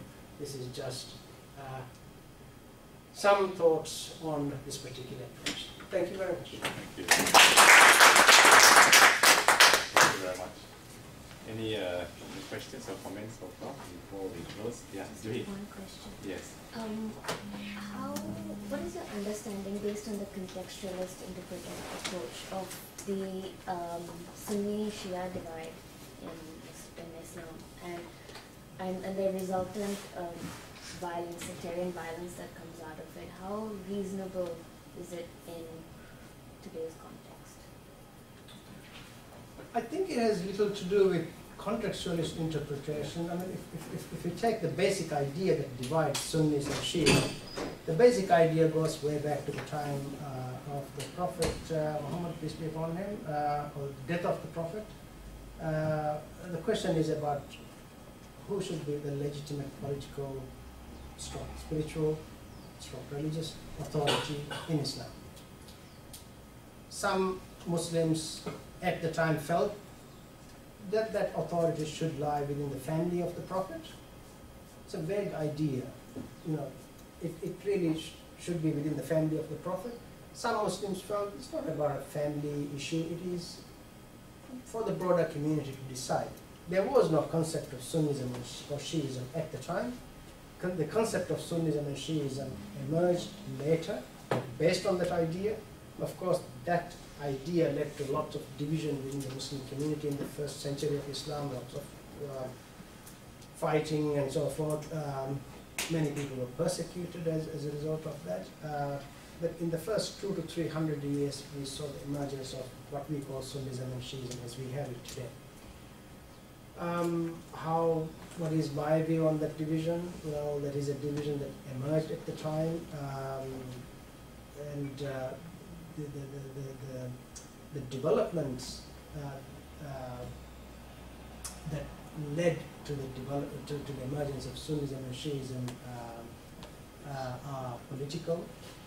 In large part is political. To some extent it's spiritual, religious. As far as how I see the Sunnis and Shias are concerned, they're both part of Islamic tradition. They are all Muslims. They all share the same Quran, the same fundamental beliefs, fundamental practices. The Shia tend to be much more it's not the right word. They express more love for the family of the Prophet, and there are a whole lot of theological ideas associated with that. The Sunnis do also love the family of the Prophet, but they may not emphasize the theological ideas the Shia emphasize. And it's very hard to talk about Shiism in general, because Shiism can be looked at as being on a continuum. The mainstream Shia, which we call the Ithna Asharis, or the 12 Imam Shia, who are part of Iran, Iraq, Lebanon, Hezbollah, that's 12 Imam Shiism, whose beliefs and practices may well be very similar to the Sunnis. There are Shia groups, such as the Alawis in Syria, for instance, who may have moved away from some of the more mainstream theological ideas, positions, beliefs, as well as practices. And it will be very hard for Sunnis to accept them as part of mainstream Islam. It is, I don't think I can add very much to that. That's the tension that exists right now is probably here to stay for some time. It is a division that was emphasized very heavily over the last decade or so, and unfortunately those ideas now spread to the rest of the world. You see Sunni Shia tensions pretty much across the world. It's a result of geopolitical developments and the like. I don't know. Beyond that.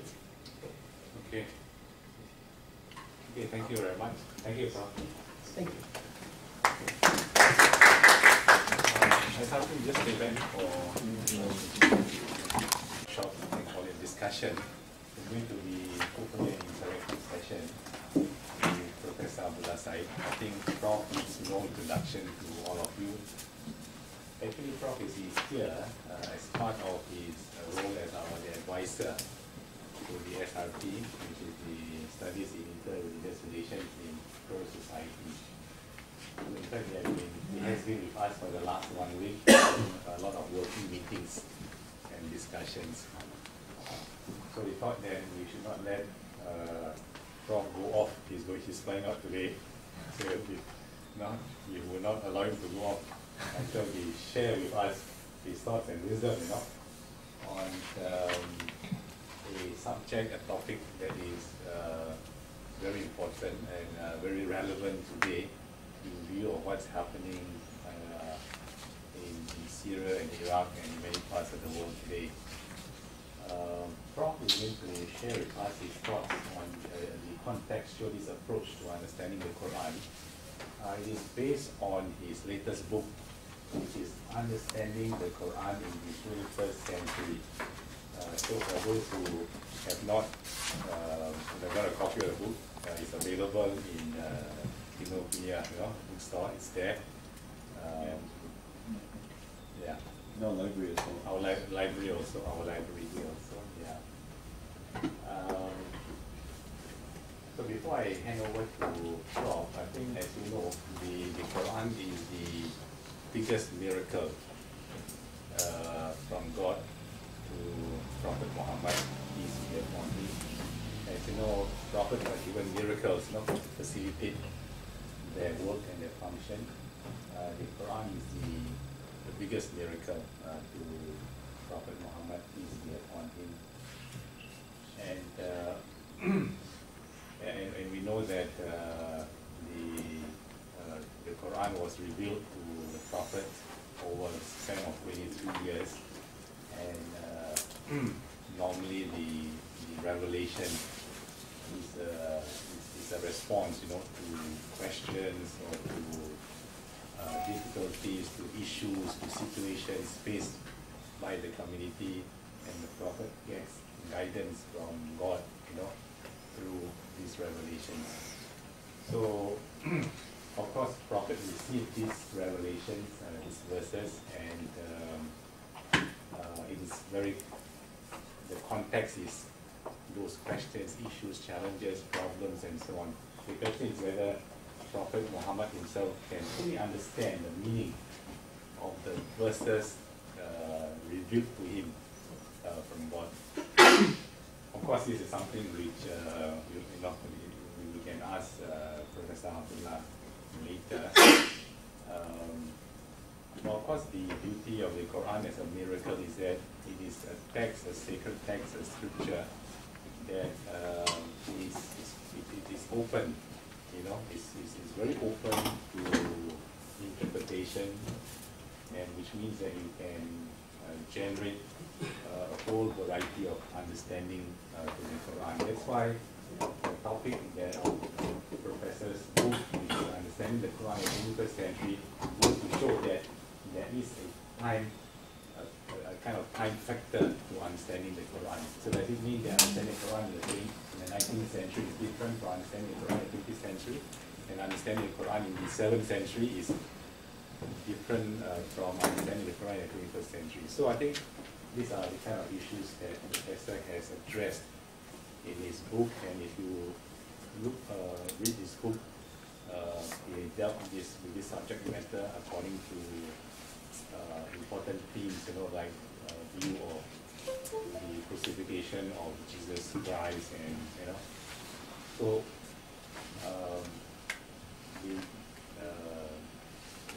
so the discussion today, Prof will bring us through about how the contextualized approach to the Quran, what does it mean, what does it entail, why is it relevant, why is it important, and I think he is going to link the discussion to the many developments and happenings that we see in Syria and Iraq, you know, RSIS. This morning in the newspaper there was a report about the IS, you know, using women and teenagers from the Yazidi tribe, and they use them as concubines, and they have the full and they base their action on an understanding that the slavery is part of the Sharia. But I think there are many issues today that need to be clarified. You know, slavery, beheading, use of torture, even the whole idea of and so on. So I think I hope today Prof. Abullah can guide us and bring us through this whole array of issues based on this contextualized approach to understanding the Quran. Okay. Prof, around the table, I think you're familiar with all of them, except there are three of our friends from West. It starts with one, starts Ahmad, and it starts Asfar, from West. We are in the office of the Mufti in West, so they are here to benefit from your discussion, from your lecture, your discussion today. So over to you, Prof. Thank you very much. Assalamu alaikum. Probably it will be better to start with the news item in today's paper about slavery. ISIS says they are reviving Sharia by reintroducing slavery.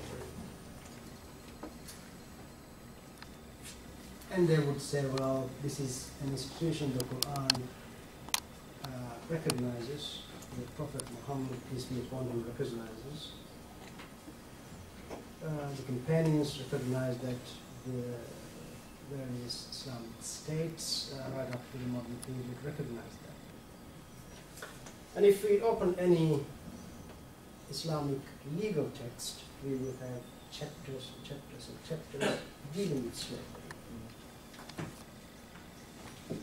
Of course, in the 20th century, pretty much all Muslim states moved away from slavery and prohibited the practice of slavery in Muslim states. Of course, there was international pressure to do that. If I remember correctly, the last countries to free slaves were Saudi Arabia and possibly Oman. There are stories about practicing of slavery in places like Mauritania and a few other places, but the Muslim scholars from the, well, pretty much all over the world recognize that slavery is not an institution that Muslims should support and be part of. And we all thought that we had moved away from that. Here we are in the 21st century, in 2014, a group that claims to be Islamic, representing the so-called Islamic State, saying that slavery has always been part of Islam, part of Sharia, and this is something that should not have been abolished. And by reintroducing slavery, we are reviving Sharia. Now this brings us to the topic of contextual, the contextual approach to interpreting the Quran. What does it mean? Don't we have enough Islamic scholarship?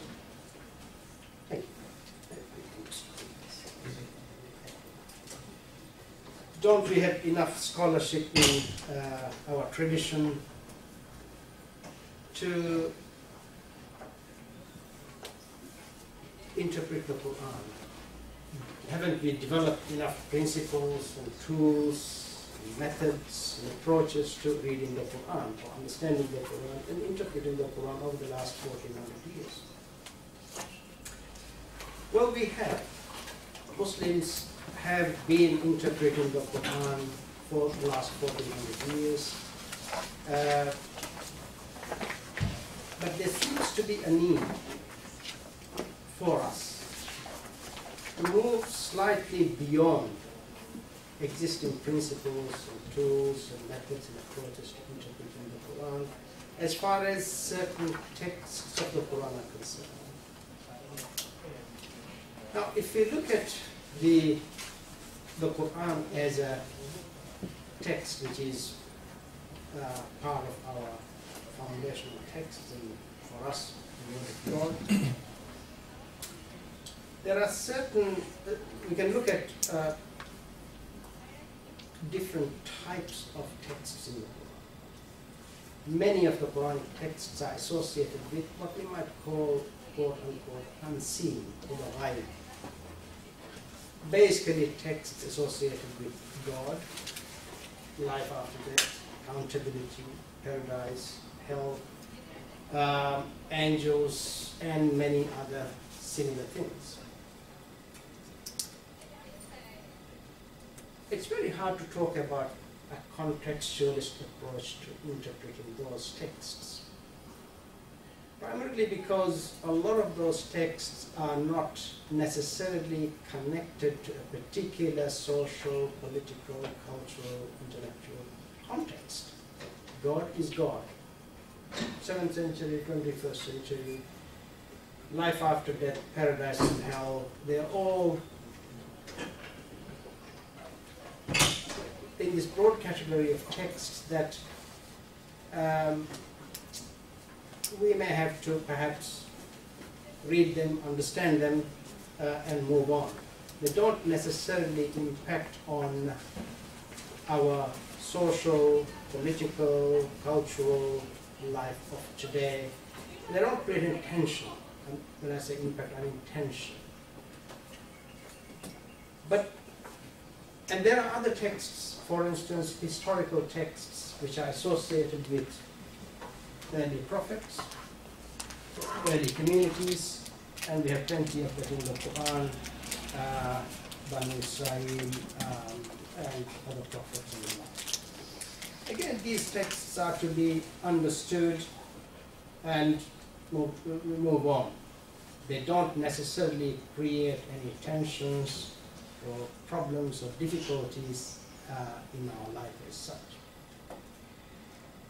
But there are certain texts that are associated with what I call ethical legal issues. Ethical/legal issues. Some of the texts in this broad category do seem to create certain difficulties for us. Let me just give two examples. One is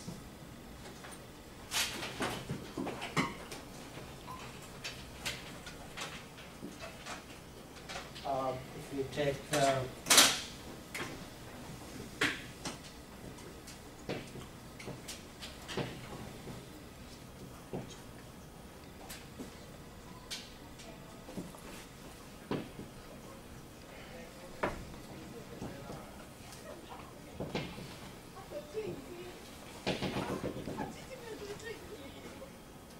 and then perhaps text associated with slavery in the Quran. Let's put the book. Now, if we have a text like this, الرجال قوامون على النساء بما فضل الله بعضهم على بعض وبما أنفقوا من أموالهم.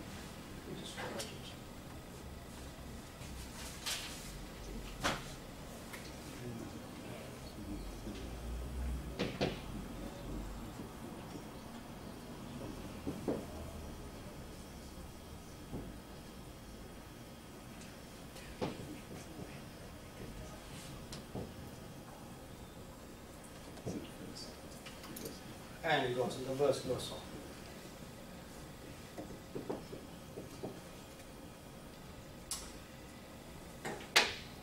on. This particular verse is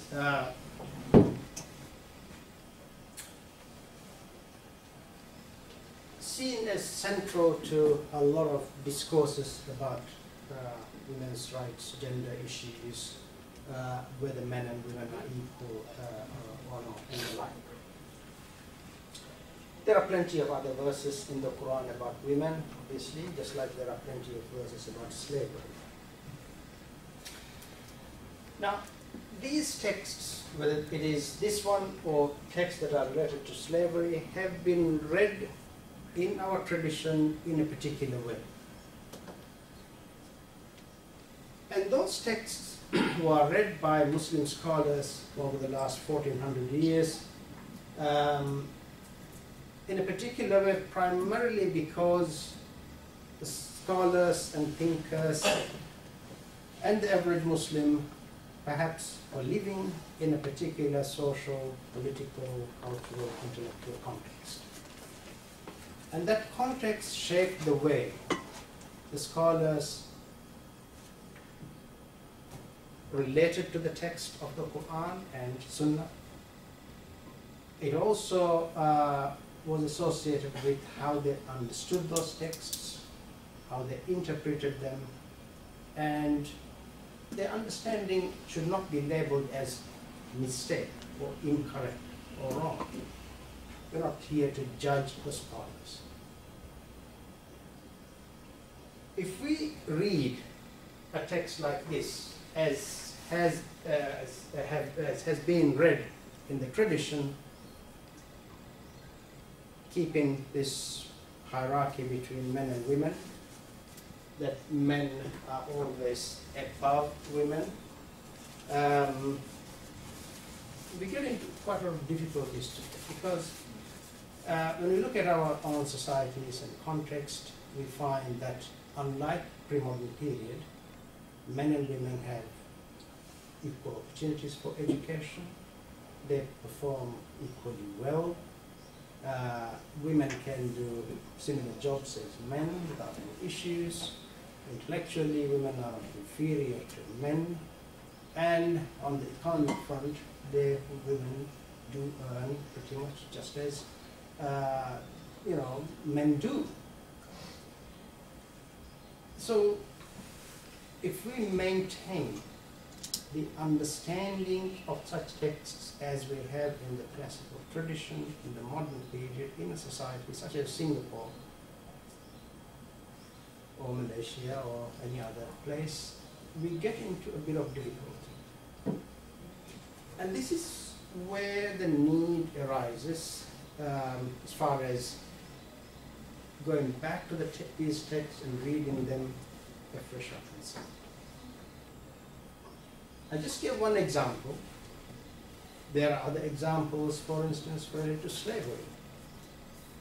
As ISIS rightly argues, slavery has been part and parcel of Islamic tradition, legal tradition, our understanding of how our society functions or should function in the pre-modern period.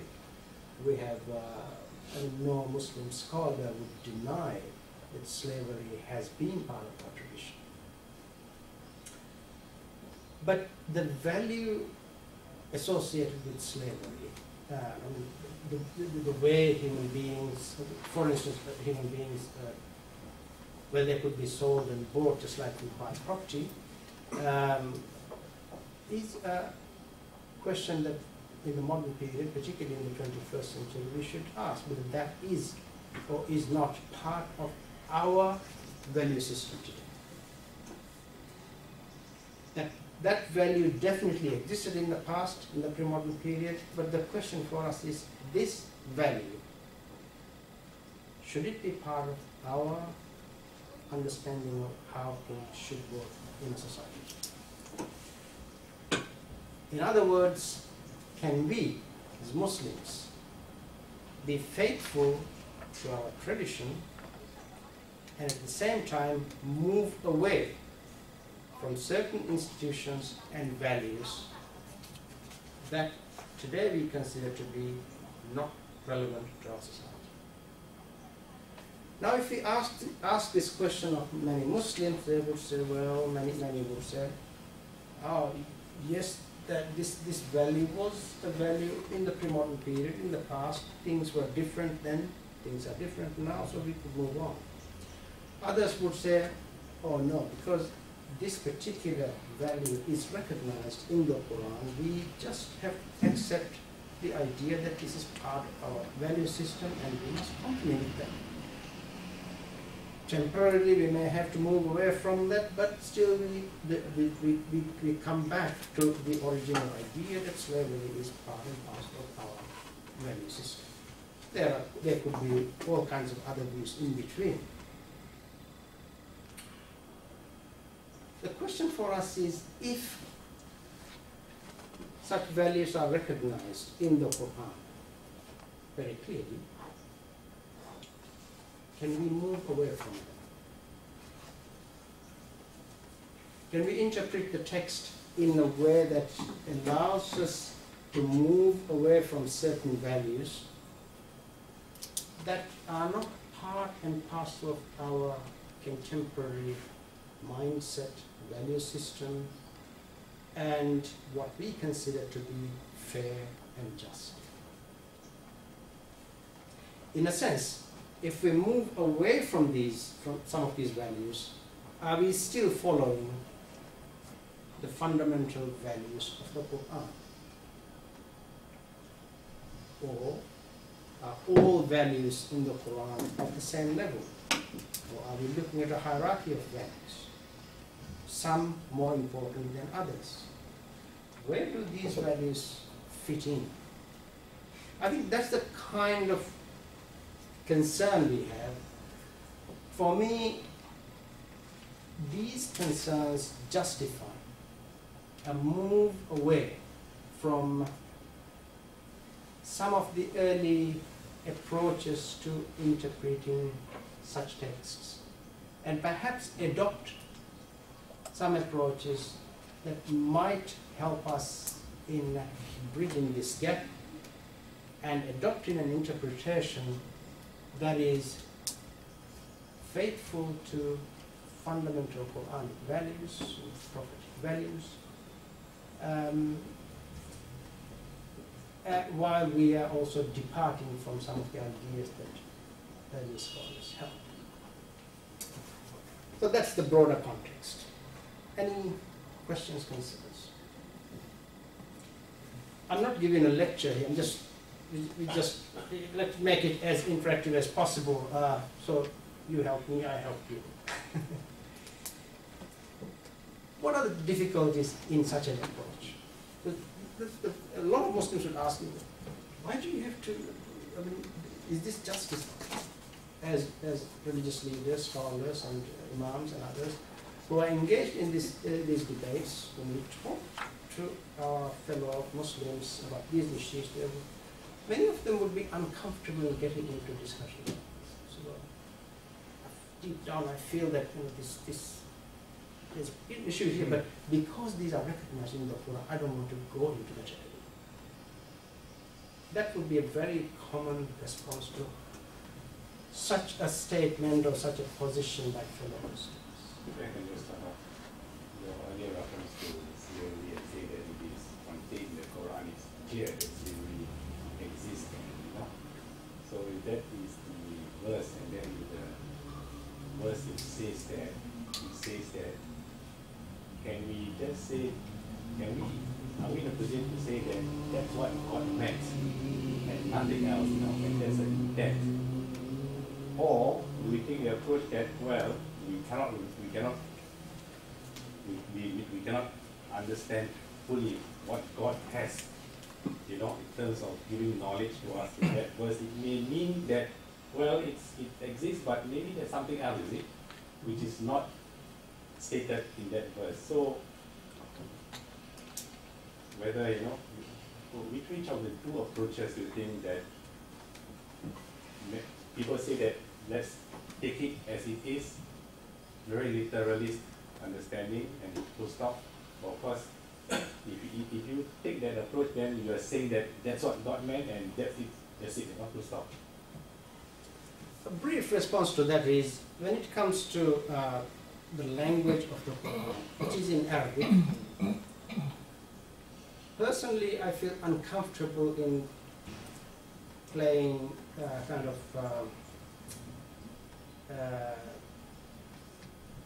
games which try to say, well, this is not quite what the Quran meant. Early scholars didn't understand that this is what it meant. I have difficulties with that. The Quran was revealed in Arabic language. It was revealed to the Prophet Muhammad, peace be upon him, and his immediate followers understood what it meant. Because this was in their language, and they didn't need to analyze the language. They naturally understood what was communicated to them. A couple of things helped in the process. Because the Quran was coming to them in their own context. It was saying to them, do this, don't do this, or why don't you do this? When the Quran actually says those things, they can actually relate to what is happening around them, or what was happening around them. It was in their language. There was nothing mysterious about Quranic language by and large. Of course, there were some words, phrases that they might not have understood, and the Prophet would explain. They're minor issues. By and large, they understood, and the Quran was meant to be understood. In a number of verses, the Quran says, this is in clear Arabic. And the Prophet was sent to explain what the Quran actually was trying to communicate. So on the clarity of meaning, this is by and large the view of the vast majority of theologians and jurists, that the Quran was generally clear. There's a big debate in Islamic theology about how clear the Quran was, and if it is clear, what about those that are the Quran makes reference to as not so clear verses. There's a debate, we don't want to get into that, but that debate definitely exists on language and meaning, clarity of the Quran text. So I'm more comfortable in saying that the first generation of Muslims, the Sahaba, actually understood what the Quran meant. But when you understand a text addressed to you, you always understand that in relation to your interests, your circumstances, your situation. Even when we talk in our everyday language, we talk to people, people hear from us what is relevant to them. Everything else just disappears. It's not as if they were not said. That's how we are. Psychologically, that's how we are. We can only relate to what we are interested in.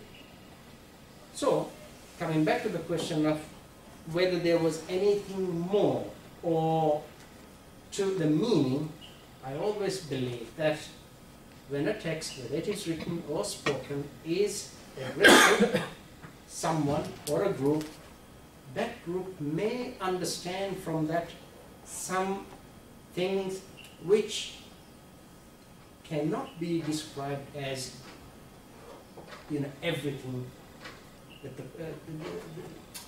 how would I put it? Their understanding does not capture everything the text wants to say.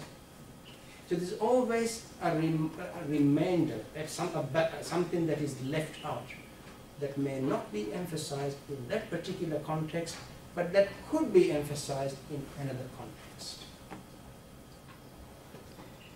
This idea that early Muslim scholars have captured all the meanings of the Quran, and therefore there's nothing more to be said about a Quranic text, is a highly problematic concept. Language doesn't function like that. Language is always connected to its context as far as meaning is concerned. We construct meaning based on what is said, our relationship to the person, and the overall context in which we function. So, if the Quran is actually making reference to, say, slavery, for instance, saying, you should free slaves, one of the very important good things or noble deeds is freeing up of slaves. Or when the Quran actually makes reference to the purposes in which zakat could be used, a very clear purpose is, as we know, it is freeing up of slaves. In many, in relation to many sins, as kafara, the Quran says, free up slaves. Now, for someone who is reading this in the 21st century, we may not be interested only in that freeing up of slaves bit, but we may be actually looking for, perhaps, what's behind this? What is the Quran trying to do? What is Allah subhanahu wa ta'ala saying to us? Is the Quran saying to us, just do these bits and pieces about slavery and that's it? Or is it actually, does it have a higher purpose? That is, people should be free. Slavery is an aberration. It is an exception. Allah subhanahu wa ta'ala says, وَلَقَدْ كَرَّمْنَا بَنِي آدَمَ. It doesn't say Muslims, Christians, it's Bani Adam. This human being created by God, or by the hands of God, metaphor, and breathe into this, the ruh from God. There's some dignity about that. Yes. Prof, I think a fundamental question to us is beyond the Quran, which is philosophical in nature. So the question that I'm asking is, are values supposed to be universal or particular? Now, the answer to that is how Muslim societies have tried to, I mean, that's where the contestation is. If we say, for example, that the values are particular, then that's an argument to say that we have exceptionalism in place, you know. So Rijal Kawamun ala Nisa, well, Muslims believe that man is protector of women, and it's a degree higher than women. That's our particular value. Why should we then follow, let's say, Western feminism that supports equality between women? And this is the argument also for, I mean, for some people to argue that we have our own Islamic human rights compared to universal human rights, right? But if the answer is universal, then the issue becomes a clash of two universals, because Islam also claims to be a universal religion. The Quran is universal, applicable to all, and yet we are living in an age where our universalism is dictated by a kind of Eurocentric model of Western Enlightenment, the liberal tradition, etc. So again, this is where either you say it's universal or particular, both justify how a Muslim wants to hold on to a particular interpretation. Thank you. I'll come to the values in a minute, but just a very brief response to that would be, I'm a little uncomfortable with the idea of saying, let's say, all the Quranic values are universal or they're particular or they're, you know, at the same level. I actually have a major problem with that idea that all the values the Quran is actually putting forward are on the same level. I do believe in a hierarchy of values, not just me, Muslim scholars, theologians, they all have believed in a hierarchy of values. There's certain things that are more important than others. But extremely important, not so important. We also have the five categories of action, you know, in fiqh. The Muslim tradition has always believed and held this idea that there are certain values that are more important, and some certain values could be universal across the board, depending on how we mean by what we mean by universal. But let's associate the idea of universality with broad applicability, just for our purposes, practical purposes. So it's very hard to say all the values, whether they associate with human dignity or women or this or that, they are universal or not. We can come to this issue of Muslim values versus other values a little bit later, if I could leave it for the time being. The short answer, again, in part, is Muslims may have their own particular values. They may also have values that are shared by other people, as we find in our ethical and moral values, which are universal. There's nothing Islamic about, you know, being honest, or that you know, telling lies is bad, or killing is bad. These are very universal values. We hold them as Islamic. Many other religious traditions may hold them as Islamic. They're universal values. But there are certain values that may be very particular to our own religious tradition. Now, my problem is not with that. My problem is when it comes to a text like this, when we read a text like this in the way historically this has been read, let me just come to that. Let me just go to make it easier rather than referring to the text without actually saying really what I mean. This particular text is read in a number of ways in the modern period. Historically, this text was read by and large pretty much across the board as implying that men are superior to women and they are protectors of women and they have certain advantages over women. Many scholars would say even in terms of on the intellectual front, men are better equipped, they have better intellectual capacity, women are emotional, women are more rational, all kinds of stuff for which we have no evidence. They were completely wrong on a lot of this stuff. And there is no, I mean, if you have a class of men and women, say in Singapore, is there any evidence to suggest that women are not capable of performing just like men? There's no evidence. You give a job to a woman, they do that. Prime Minister, Minister, CEO of a major corporation, International Monetary Fund, there, and he is a woman. They seem to be doing things just like men or sometimes better than men. So our reality today actually contradicts with how a text like this has been understood. Now the question of whether, you know, the idea of protection of women by men, or women being looked after by men, is a particularly Islamic value, and therefore we don't need to adopt Western feminist views. Is an issue I think we can discuss and debate. Now, so in summary, and that's how in the tradition this verse was understood. You look at any commentary from Tabari to Qurtubi to Zamakhshari to pretty much any commentary, you will find the same reading. There may be slight differences here and there. Razi may have his own particular views about it, but that's by and large what we have inherited.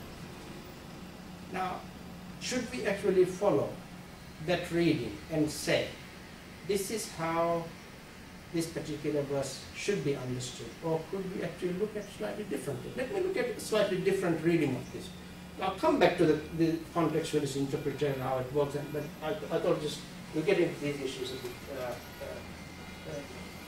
So rijal is men, isn't it? Qawwamun has been read as, let's say, protectors of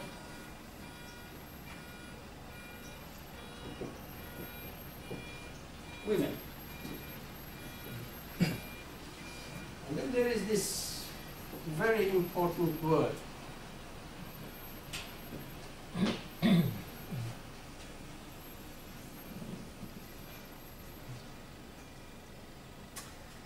It's too long to write, so I'll just explain that. And then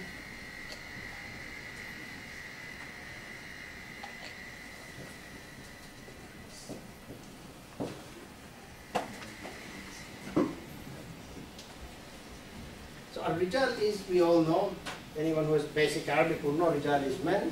Qawwamun ala is understood to be protectors of or maintainers of, or similar translations. And Nisa is women. This is because of what God has, because of what God has, because God has given certain advantages to some over others. There's no particular gender here, Bab is some without any gender, and because of what they spend from their wealth. If we move away from classical tradition to modern period and read the text, we're not changing anything, we're not making up anything, we're just looking at just the language of the text. So it could be read as, this applies if this happens. So there's no gymnastics of language, just basically plain linguistic meaning. Because there are two things here. Because God has given some advantages to them over others, it doesn't say God has given some advantage to men over women, as it has been traditionally understood. That's the reality. Some men are better than some women are better than some men, some women are better than some women, some men are better than some men. That's fact of life. That's what the Quran says. In that society, men had certain advantages. They were the breadwinners.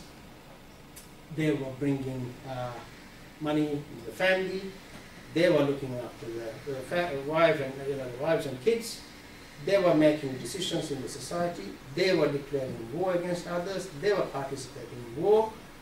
That's a fact of life. Even on that issue, when the verse that's related to inheritance was revealed, some Muslims had serious concerns. They went to the Prophet and said, how can these women actually get a share? They argued with the Prophet.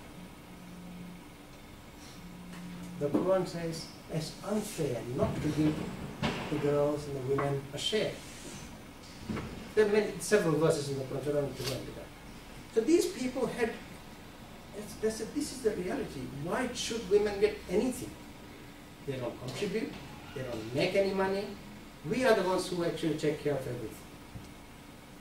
They went to the Prophet and argued with the Prophet. They didn't like what they were hearing. But this is the law of Allah subhanahu wa ta'ala. Allah subhanahu wa ta'ala said, give a share to the women, to women.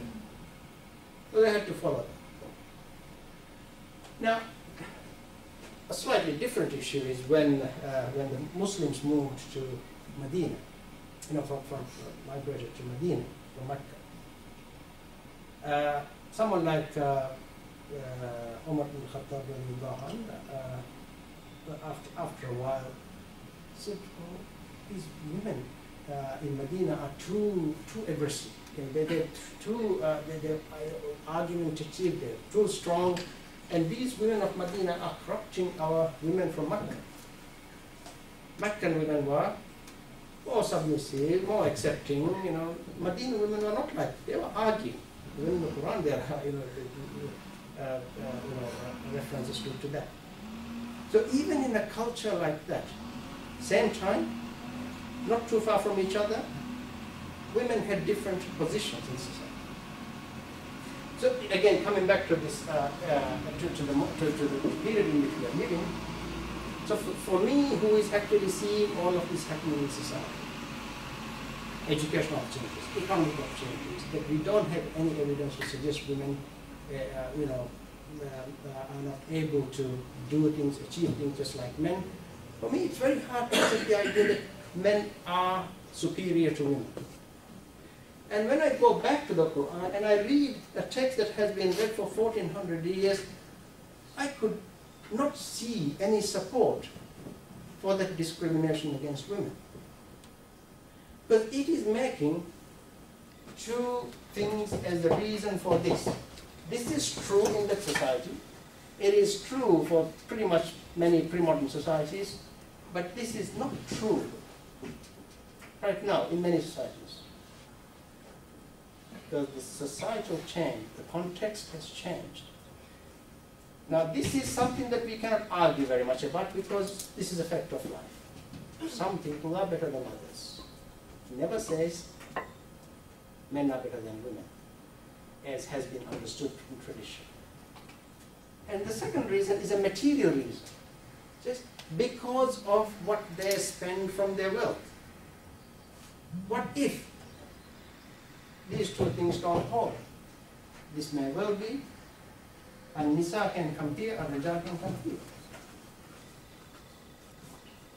Because it's linked to two reasons. If those reasons don't exist, then it may well be women are protectors of men. In some cases they are. So there's no need to play, games with the language. We just look at it. But it is a different perspective.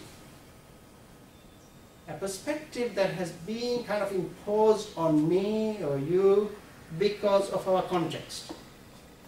And we say, well, in the pre-modern period, this has been understood in this way, but just if you look at it slightly different, like a picture, you shed different light on it, you see different things. So this is where I guess we need to get into this context. This is a contextualist reading in practice.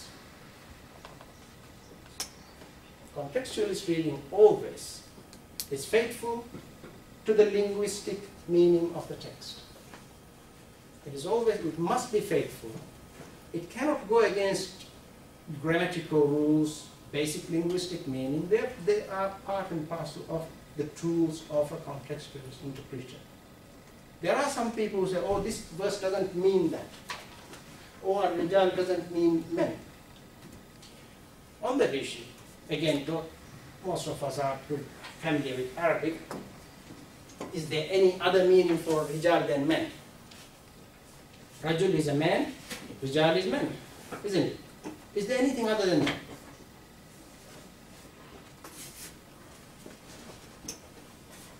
Can we use rijal for something else? Let me give an example.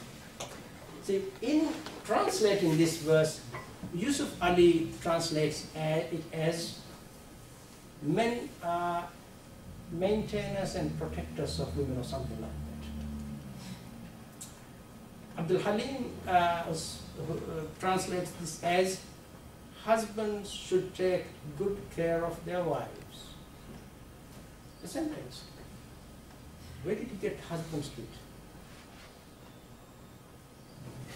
When you look at this verse, what's before, what's after, what's in the verse, the Quran is not talking about men in general. It's talking about a particular category of men. That's husbands. It's in the context of family. So for him to say, Ar-Rijal is husbands, husbands should take good care of their wives. Nisa means women in Arabic, but a particular type of women, that's wives. So in a sense, it is not actually giving this, license to Muslims to say men are superior to women. There's nothing of that sort. But that's how it has been always read until recently. Any questions? Please. Yeah. If you look at some of the texts, for example, Imam Al-Ghazali's Adab Al-Nikah, or some of the texts like Ukudulu Jain, like Imam Nawawi, their interpretation is not just based on the Quran, but they supported it with hadith.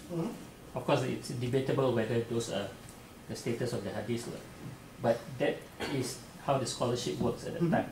Whereas reformist interpretation tends to just focus on the spirit of the Quran, without bringing the whole tension with the hadith into context. So what's your response to that? For me, I don't make too much of a distinction between the Quranic text and hadith text, except in certain cases. For me, these two are connected with the broader concept of revelation, inspiration, as long as the hadith is authentic. There's no, even the Prophet, peace be upon him, actually functioned in a context. He lived in Mecca and Medina. He wasn't living in Singapore or Melbourne or London in the 21st century. He was living in the 7th century. If you look at the Prophet's practice and how he saw things, he actually, by and large, took on board pretty much the cultural context as given. Changed a few things here and there. Women were treated badly in this, changed that, said women should not be treated badly. Slaves were treated bad, said no, slaves should be treated in this way or that way. There were things about, that contradicted this idea of Tawheed.